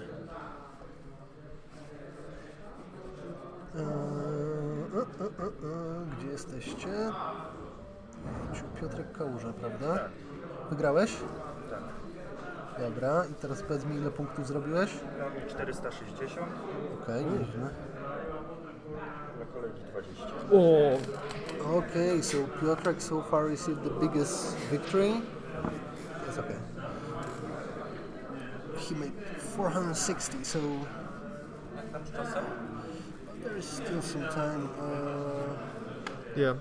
So we got some results, and like the player Godzina Piotr 20. won Tak? 460 to Krzysiek's 20. So now he is in the lead with the 440 MOV. 20 minut! Yeah, and Okay, we got 20 minutes left, so yeah, and Michał has to speed up if he wants to take down some of those architects, but Yeah. they're in medium range of at least the one is. So Yeah. he will take some shots at this architects. but they are still in the fourth round.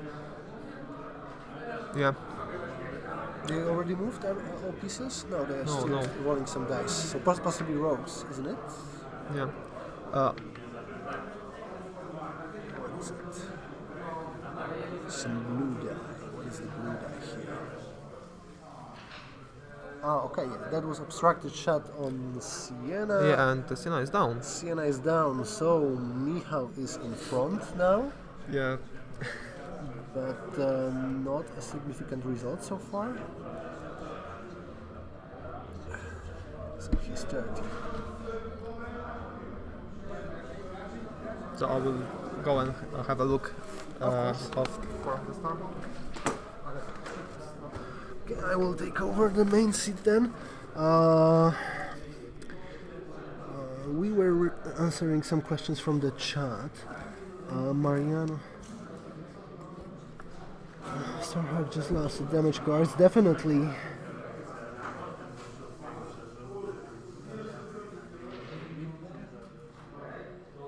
Yeah, I also agree with the statement that Vader is not necessarily like super OP. He's just a good piece, but difficult to fit him into the list. Because the Vader case is that he doesn't fit Sloan too much, and Sloan is pretty much the only, the only dominating archetype when it comes to the squadrons, Imperial squadrons. So, difficult to fit him in, and that's his problem. From bombers? Front bombers. The counter-mirror front bombers. Like he fit they're pretty well. No, I mean he's good. He fits well to the Onager Sloan list, because if you have Quasar with only 6 activations of squadrons, then you do have to put some rogues into the list, and Vader seems to be a decent choice. Yeah, and the Starhawk has full shields, and the only damage cards he had are dealt are from the obstacles. Okay, yeah. So that, we were pretty much expecting that.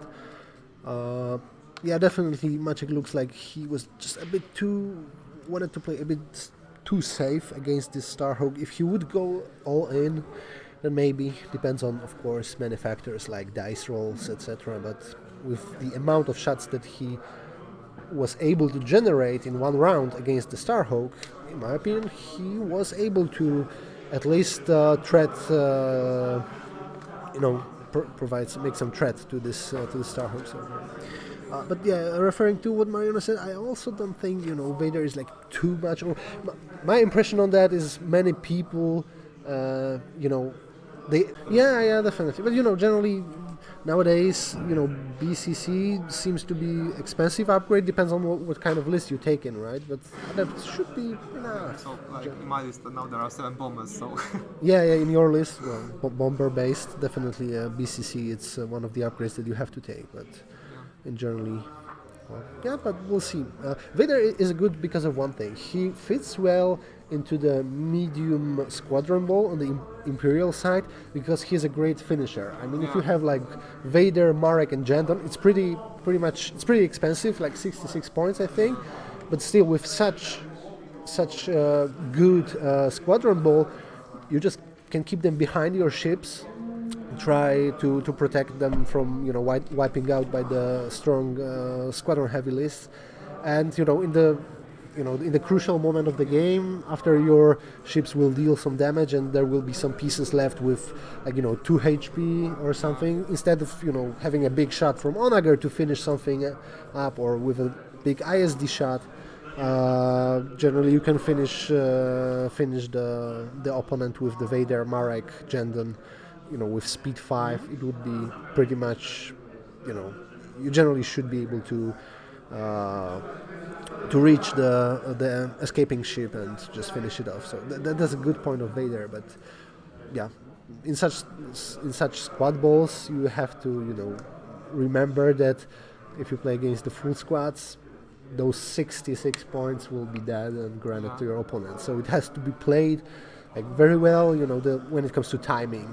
But yeah, it's still doable, and I believe some people may play like this. And I'm pretty sure that he will also be flying with Sloans. I mean, he will just throw out some pieces from the list and put it. Yeah, but he's a really good squadron killer, so maybe not from benefits from the Sloan, but also from the enemy squadrons. Yeah, definitely. It's the fact that he has Rogue, doesn't mean that you will not put him into the Sloan list, because it's also nice. So yeah, it's good, so good itself, and it's good for the Sloan list because of one thing. There are many builds nowadays. So with the ones with the medium squadron ball, like 3 fighters or something, those are the squadron balls that are able to kill Marek in the Sloan list, and then you're just you'll lose all those squads, you'll lose this squadron ball, but then when it comes to attacking ships, you're left with some generics, or I don't know, interceptors, defenders, not a significant damage. But when you have 2 guys like that, so 2 big names, so Marek and Vader and Jendon, so whenever someone kills one of those pieces, then you have the other one with Jendon, backed with Jendon, and that might be a profit. So yeah, I'm quite sure that we'll see Vader in the Sloan list as well. Yeah. And going throughout the list, have you got some favorites from the tournament or something? Sorry? Like going throughout the list from the tournament, have you got the one that you like the most or something? Looking at all the lists, I don't know. I like the list that Przemo is playing because it's my list. And he borrowed it. I mean, I'm always, when it comes to Armada and creating lists, I'm always like, there's no such thing like my list or someone's list. List. No, but players are able generally to pull out similar assumptions, analyzing meta, etc., and you just see that there are some archetypes that generally play together and being invented at one time in many regions of the world by different players, because it's like an obvious thing, right? Like Starhawk with rogues. It's not like I believe the guy who first played it was Alessio, so very good European player. Aresius, you may know him from the Vassal games, etc., and generally from the European scene, as he is a top 8 player in Europe. And he played it as the first guy, but it was like, the Starhawk came out, and he was just the first person to put it on the table. But then, I believe when you're building the Starhawk list, you see definitely positive things of having such archetype. Then it's pretty much everyone at some point invents this list in his own way. But yeah, coming back to your question, I like the Przemo's list, I'm saying, because I think it might be a good one. I don't know how it will perform against 2 Onagers, because it's Providence, Yavaris, and super heavy bombers. But generally those bombers might be able to kill the Onagers before they will become ultimate threat, tabling threat to this 2-ship list, because it's only Providence and the Yavaris, which are, Providence with a gate, of course, but pretty much fragile. But the squadron ball of this list is really devastating. I like the list that Świetlik plays. It's the Vassal World Cup and the LVO winning list by Sam Simon. Oh, and here I can say that he's the player who invented this list, because nobody was playing that before, and those are the pieces that are in game already for like a year or something. No, Onager is for 2 years already, and nobody was playing that before. So yeah, that was definitely his list. Of course, maybe he just lent some idea from the other players, but he was the first guy to achieve some decent result with it, and and show everyone how to play that. But from what I've seen, Świetlik is winning on the mission, but he's not necessarily triggering the ships of Mat so far. So it's a good game as well, Świetlik. So, as I said at the beginning, one of the top players. And he plays against Matt Selwood, who is the British guy living in Poland. He won the tournament in Warsaw recently, so really decent player. He plays Martuk, and I think that Świetlik wasn't able to take down his ships before he got to the combat, the engage. I believe he lost only like one Harcel or one flotilla or something like that. Yeah. But Świetlik made a lot of points on abandoned mining facility. Do końca jest 9 minut. Yeah, and as I can see right now, there are some crazy maneuvers going right on, because we got the flanking recusant that is out of the super weapon from Onaga. You mean the table with the Świetlik, Yeah. right? Interesting. I just have to see how it finishes up, but at this stage, difficult to predict. So yeah, we're gonna see how it's gonna Maybe go. we'll see if we got some comments or something. If your guys still here? No. No, but Mariano is pretty active. He's from Australia, so as I said, it's good to see people all around the world watching our streams. We really appreciate that. If you track the competitive scene of Armada, I believe that's what I believe those are the droids you're looking for. Right? So we'll see.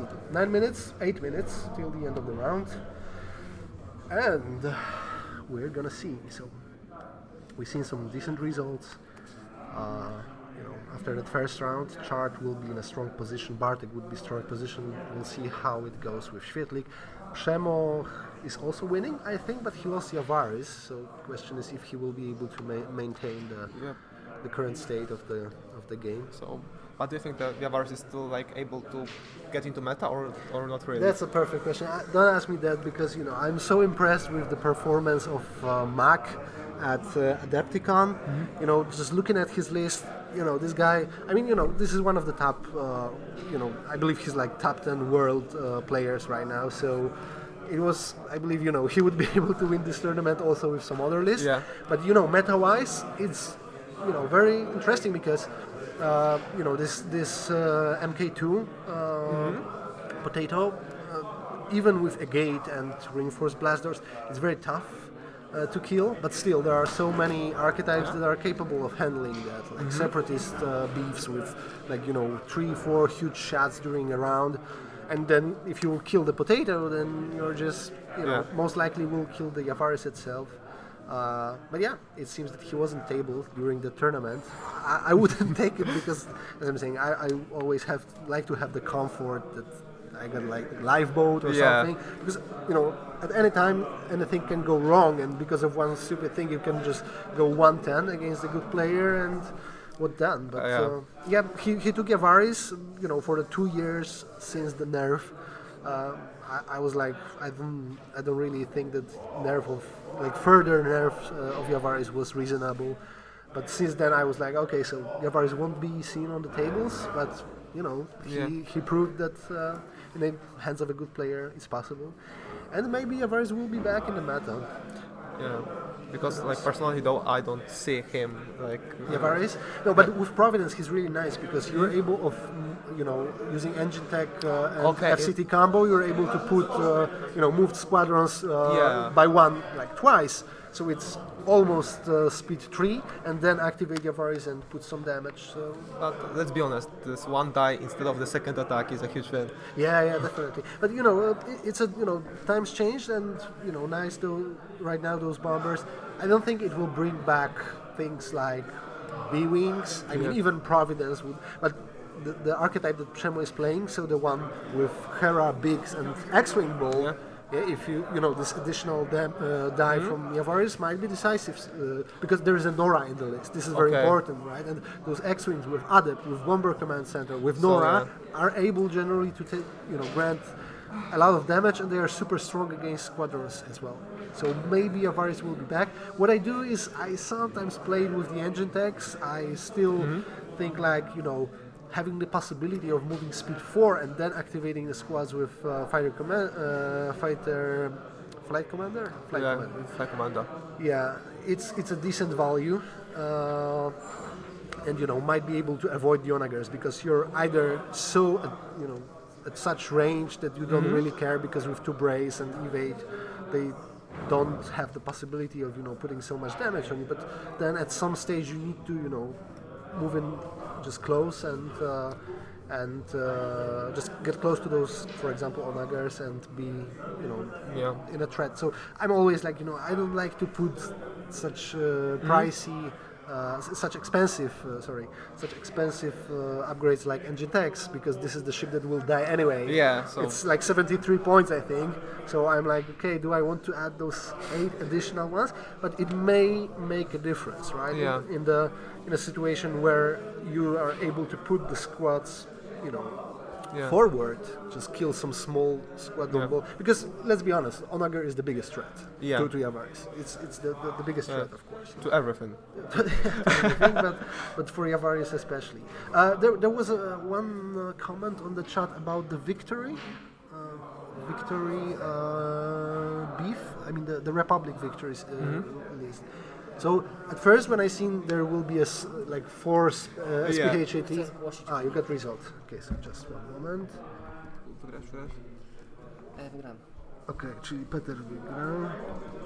Ile masz punktów? Ja zdobyłem 217.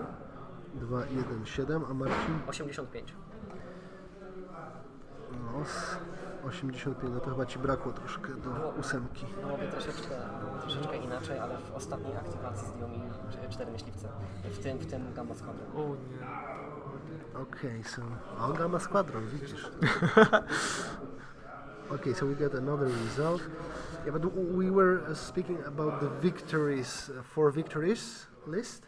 Yeah. And at first I was like, oh, goddamn, 4 SPHATs with projection experts. But then I was like, after like one day, I was thinking, meta dominated by onagers. Not yeah, exactly. You're just killing those victory star destroyers pretty easily before they get to you. So yeah, like flying 4 victories with the SPHT. It will be very hard. Like I played 3 Venatos with it, and it was very difficult to engage all of 3 at the same time. So with the 4 super weapons. Yeah, I mean, I believe nobody really counts on engaging, with all 4 of them. Yeah. Like 3 of them is a maximum option, I believe. But it's pretty much. That all of the pieces are the same, so it doesn't matter from which side you will be approached by your opponent. And the War Architect is down, as we can see. Oh yeah, one of them, but I don't know which one. Would you be able to check? Yeah, so a lot of tinkering. I'm so happy that this is the first tournament with those new additions. Although, as I said, not many fleets with the rapid reinforcements pieces. Okay, Hondo one, so 67. So 97 right now.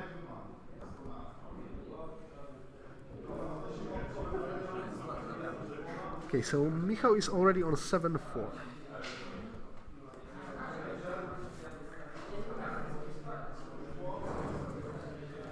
And we got 2 minutes remaining. 2 minuty!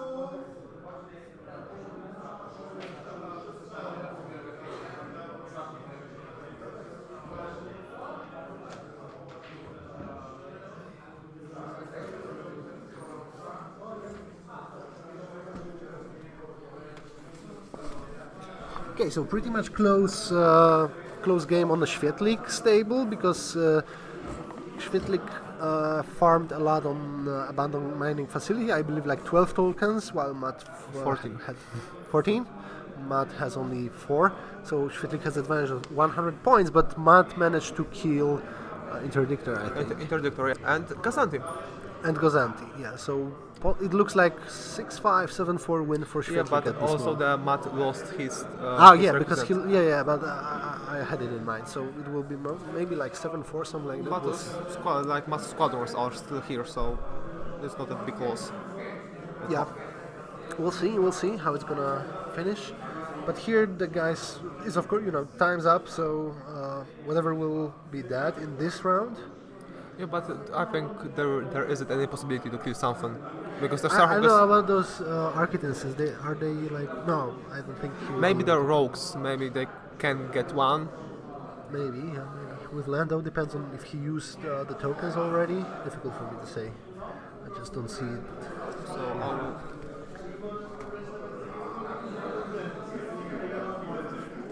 Za ile będzie kolejna runda? Skoczył do żabki może albo coś. Znaczy wiesz co, no skończył się czas, więc ja bym już zaczynał tą drugą. Już od razu kolejna. No. A co chcesz? Coś do picia. A, do picia. Mogę cię poczęstować. Oh shit. Albo... Nie nic więcej.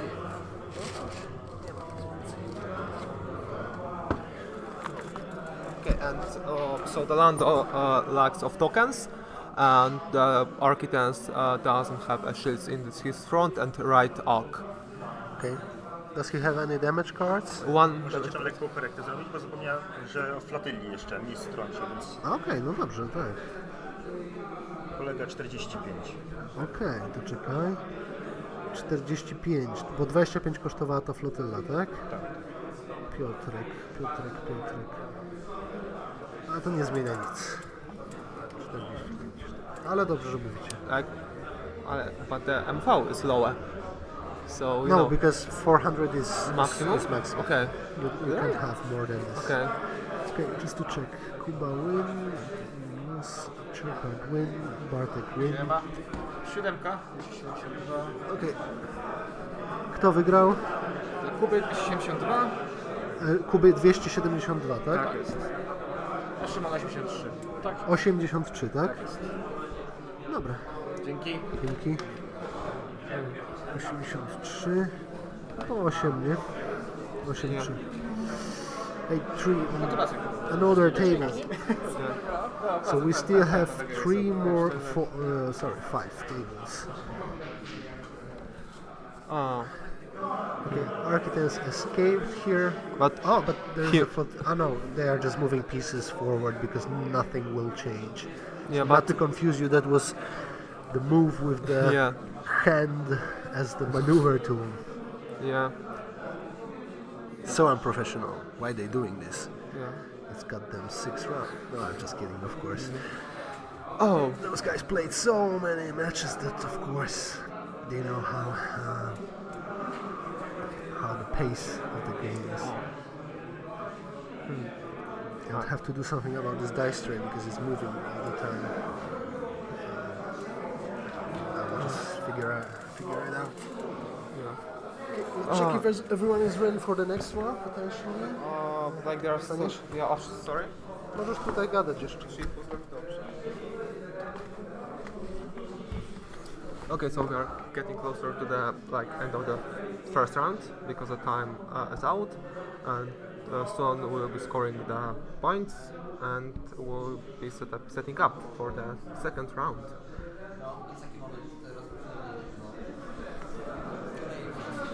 Yeah, so the last shots, and we'll see if the Architects will be down or not.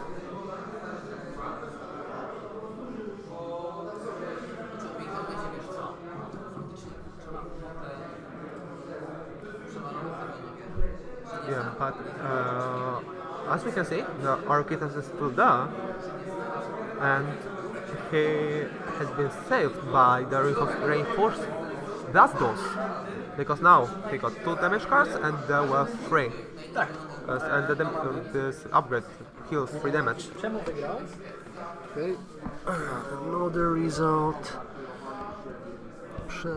Przemo. Jak na mój wynik to takie 800. Ile Pawle? Chyba coś 315 dla Przema. 134 damo. Oczywiście. Nie. 315 ile? 134 do 315. Okej, no to 8-3. It's tough. Not many 10 ones. Ja miałem 405. Okej, Kajetan. 405. 206. Win. 206. Mało się nie odało, żeby było w drugą stronę. Bo jakby on najpierw przeżył, to bym ja stracił wszystkie statki, ale to jest karty rozwalił. Wszystkim zaważył tamten manewr. Z tego stołu? Tak? Ja żebym przegrał. 405, 206, tak? Miałem 405, 199 206, punktów. 199 powinno. Tak. Przeciwnik miał 246. To było? To 6-5. Jeszcze result musisz dać. This is a required. Okay. Nie ma problemu. Może to czas na koniec mojej kariery po prostu w granie. Jeszcze czyli tylko... Okay, so there are only 2 tables still playing. Koniec? Tak? Ile tam wyszło u was? 94 dla mnie, 16. 94? Tak. Michał? Na pewno? Zabiłeś Arkitensa, który był wart 67? Jest kadry. Jest kadry za 30. No, nie wiem za ile. 97. Co? 97. 7, a nie 4? A, to przepraszam. No chyba, że zabiłeś innego Arkitensa, tego z Hondo. Co z Hondą mam? No, No to ten z Hondo jest wart 67. 67, czyli 97. Do 16, tak? Czyli to jest Michał, tak? Michał 67. Okay, so the result, guys, the result is exactly the same as it was, Do 16. as it's depicted on the screen. So Yeah. 4-7. We got the interesting situation, as you can see. Like I pulled the stream, but the one Architect was saved by the reinforced dust dose. Ah, okay, so that's the case. Because he got now 2 damage cards, and he has been healed for free. Ah, okay, nice. Yeah. So you can see, guys, it was really close. I was thinking that another one will go down. Would it change anything? It would for 8-3, Yeah. but 7-4 still decent. Okay, the last table, so Świetlik against Matt. They are still playing. I'm just about to check, but they are about to finish the game, I think.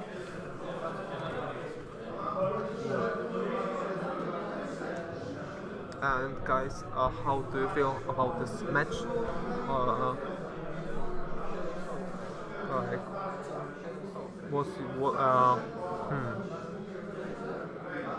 did you like it or like?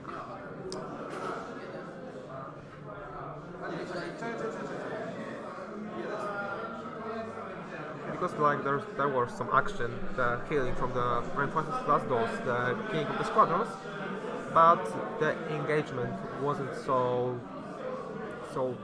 brutal.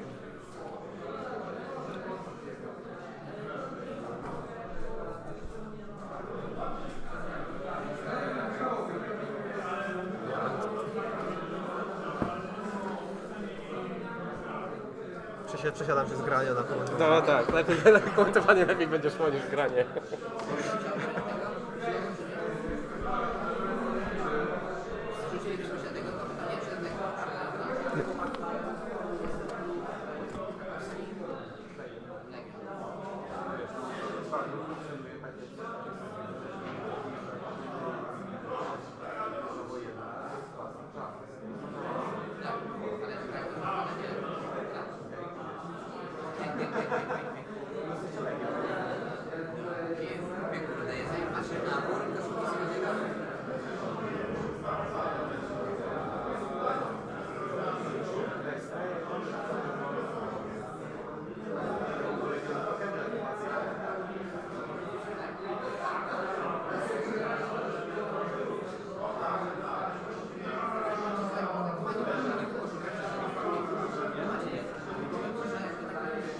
Maciej,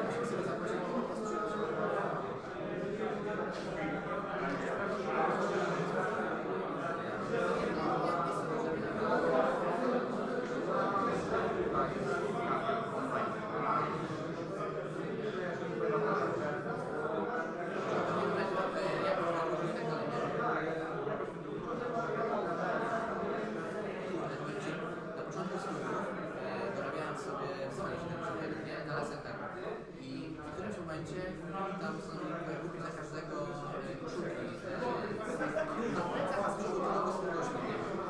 Dobry mury mi się nie sprawdza. Tekstury w 16 rok. Niby jak wklejone z takiej folii, ale wiesz, materiał się już wyhaczy, a folia dalej została.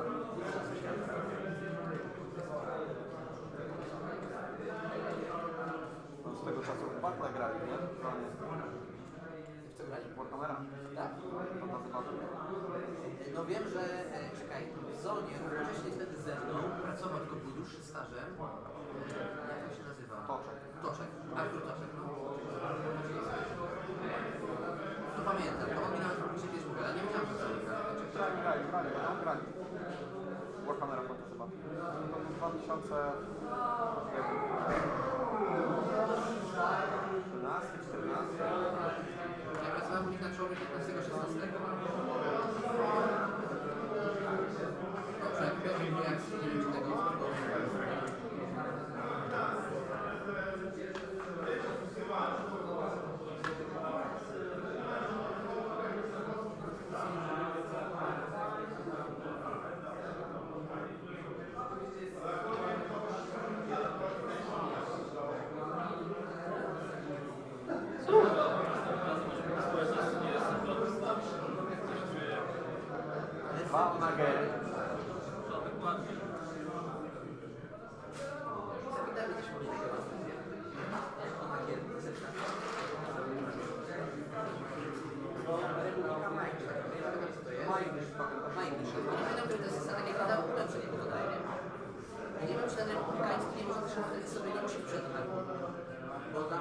masz ten ark konkretny, nie?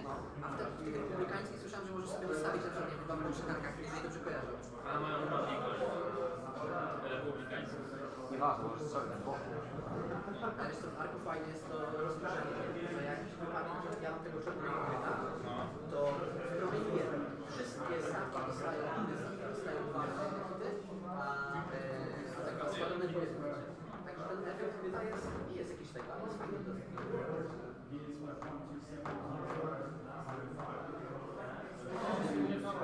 Tak jak ja, że ma skarb, to tak.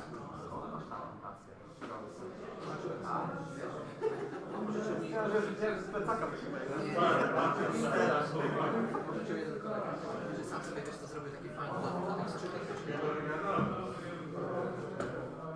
ja używam dalej mojego pudełka na jedzenie.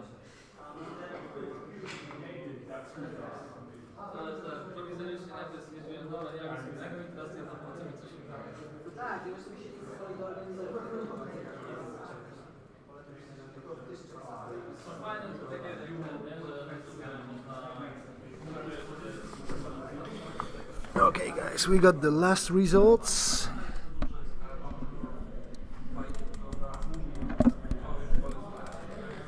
We got last results.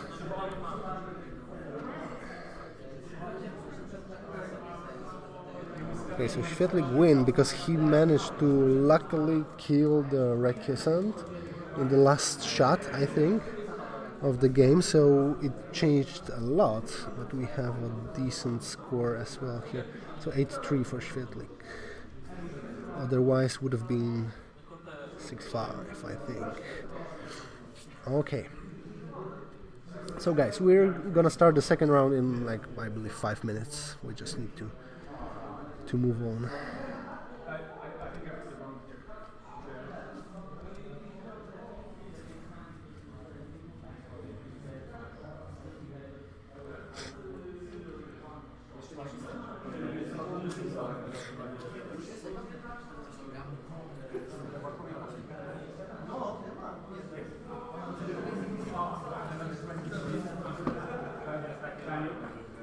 Dobra, mamy walinki.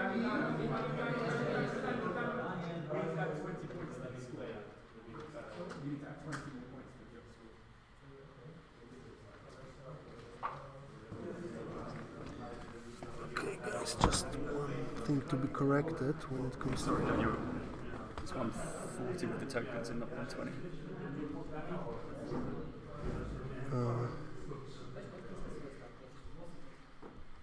364. 374. That doesn't change much, to be honest. Not for you.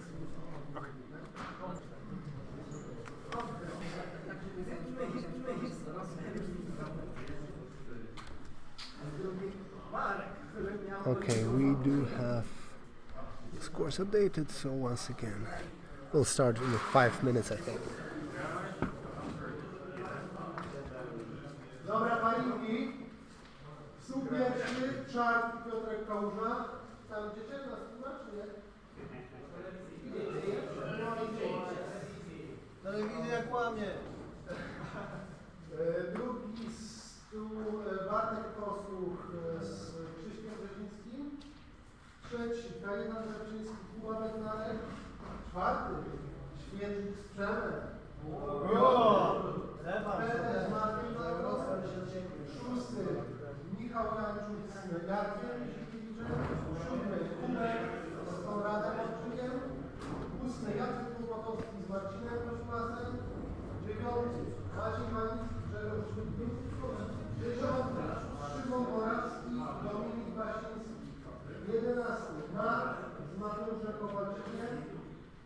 12 Paweł Pawła z Mateuszem Bielatem. 13 Mała z Krzyszkiem. Zapraszam na ten, do warzywniaczka.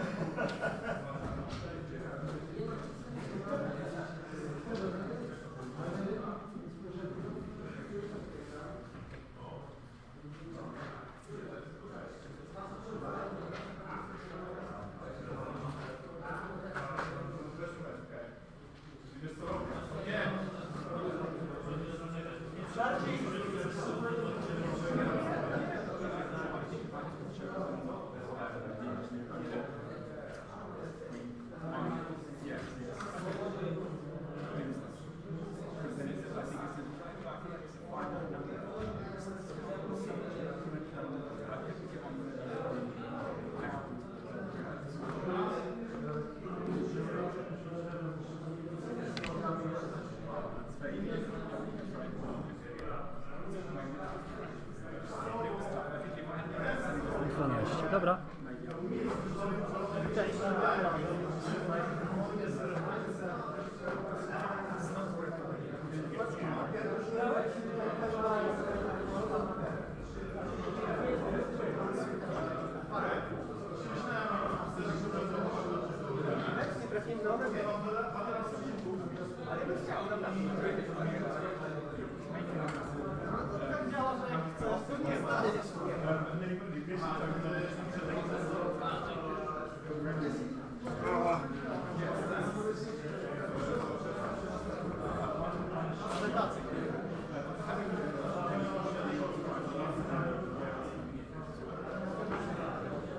Ja sobie robię układy i co pomaga? Nie, ale przyzwyczaiłem przemyślenia. Sędzia nie ma. To było w formie dowcipu psychologicznego. Sobie robisz układy. Co pomaga?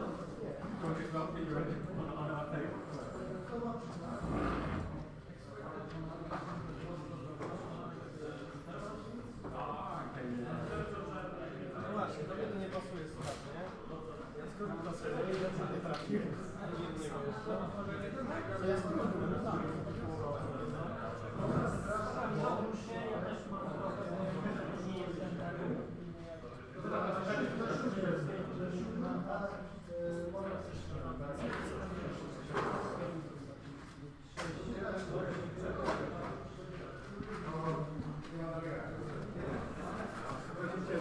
Okay guys, so we do have some interesting matchups. As we can see on the first table, we have two players with 10-1.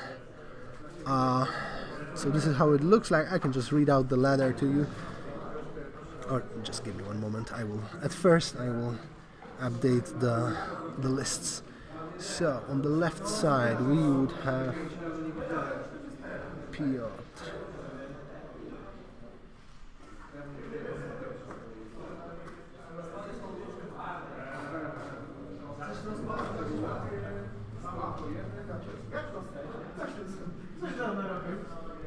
So we do have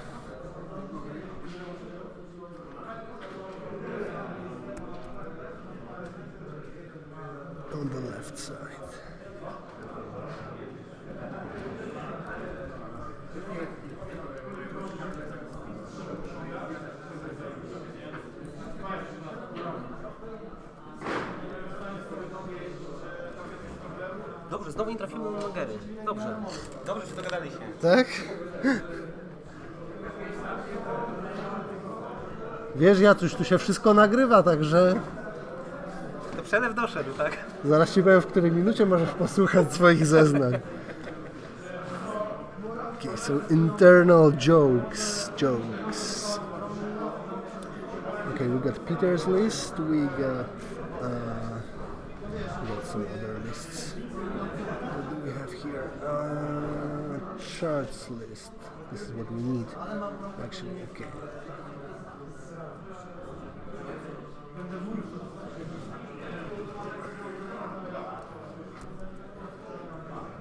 Okay, so the right list would be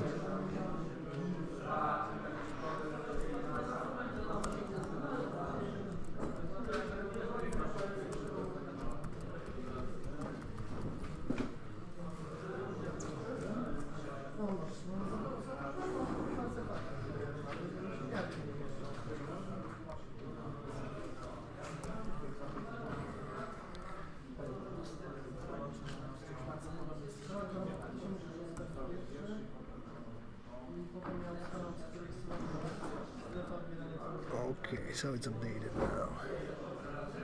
Oh, and we see some camera issues. I will just fix it in a moment.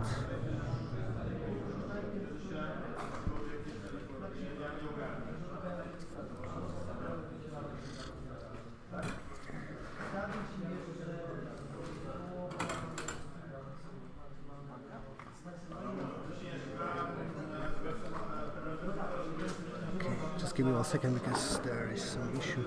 I'll just update the score.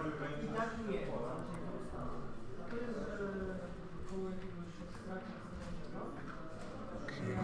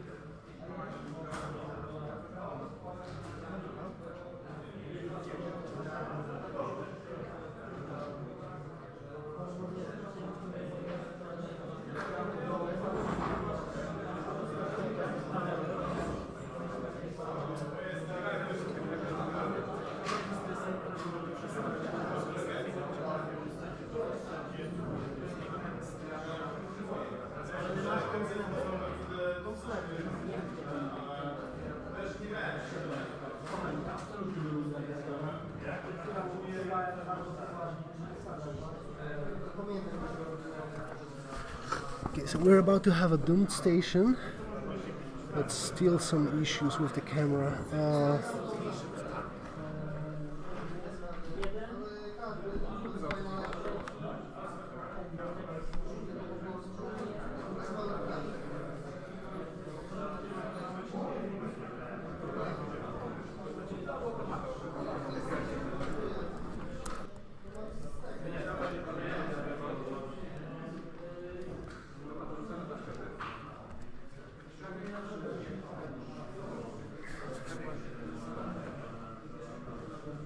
Chart will be the first player here.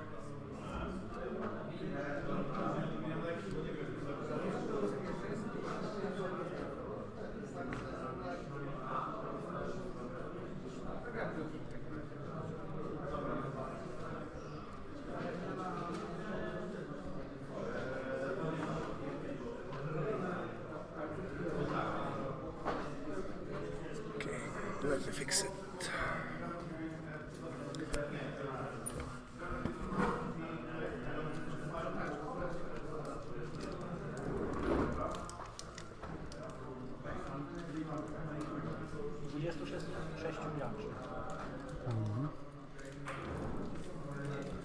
Okay, so there is some delay here.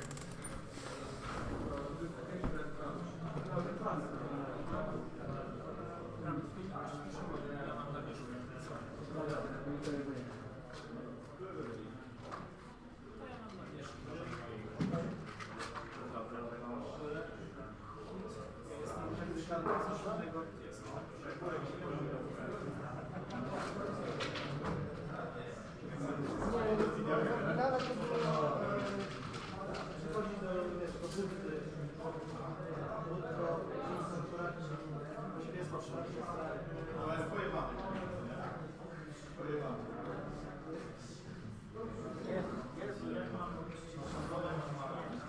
wiem, zajączki, jajka, pewnie coś.